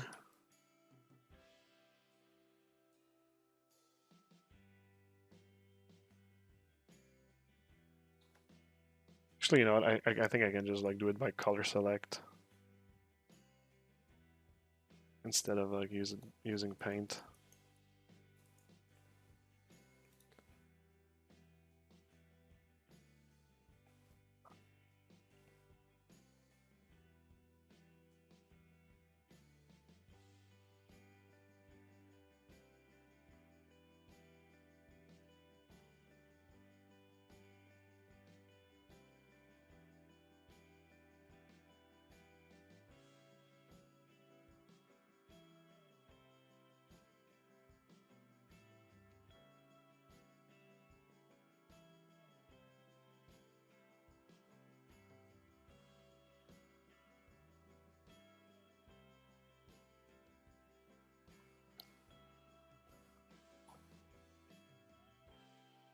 All right.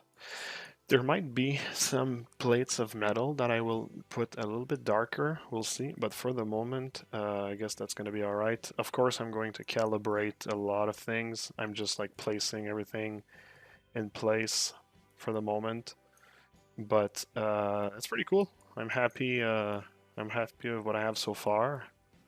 So yeah, that's cool. Cool. Super awesome stuff. So I can save that file now. Damn. All right. Well, yep. You know what? That's gonna be all from me for today. So yeah, I hope you like that. It's the first time that I stream like my texture process. So I hope you guys can learn a few things and everything. And yeah, I'll continue at some other time. I really enjoyed those streams during the day. Can't do them all the time, but they are pretty fun. And I kind of like wanted to dedicate myself to finish this model when I have free time. I have other projects and everything, but like I've been wanting to finish this character for a long time now, so I think I'm gonna put a bit of time finishing this one, starting a new project and whatnot. So good day to you. Thanks for the stream and lessons. It's my pleasure, my absolute pleasure. And let's just see if there's somebody I can raid. Nope, not really anyone. Everybody, nobody's streaming. All right, that's cool. Well, anyways, yep, that's gonna be all for me. So I wish you a good day, wish you a good weekend. Everybody, take care of yourselves, and I'll see you soon. All right, have a good one.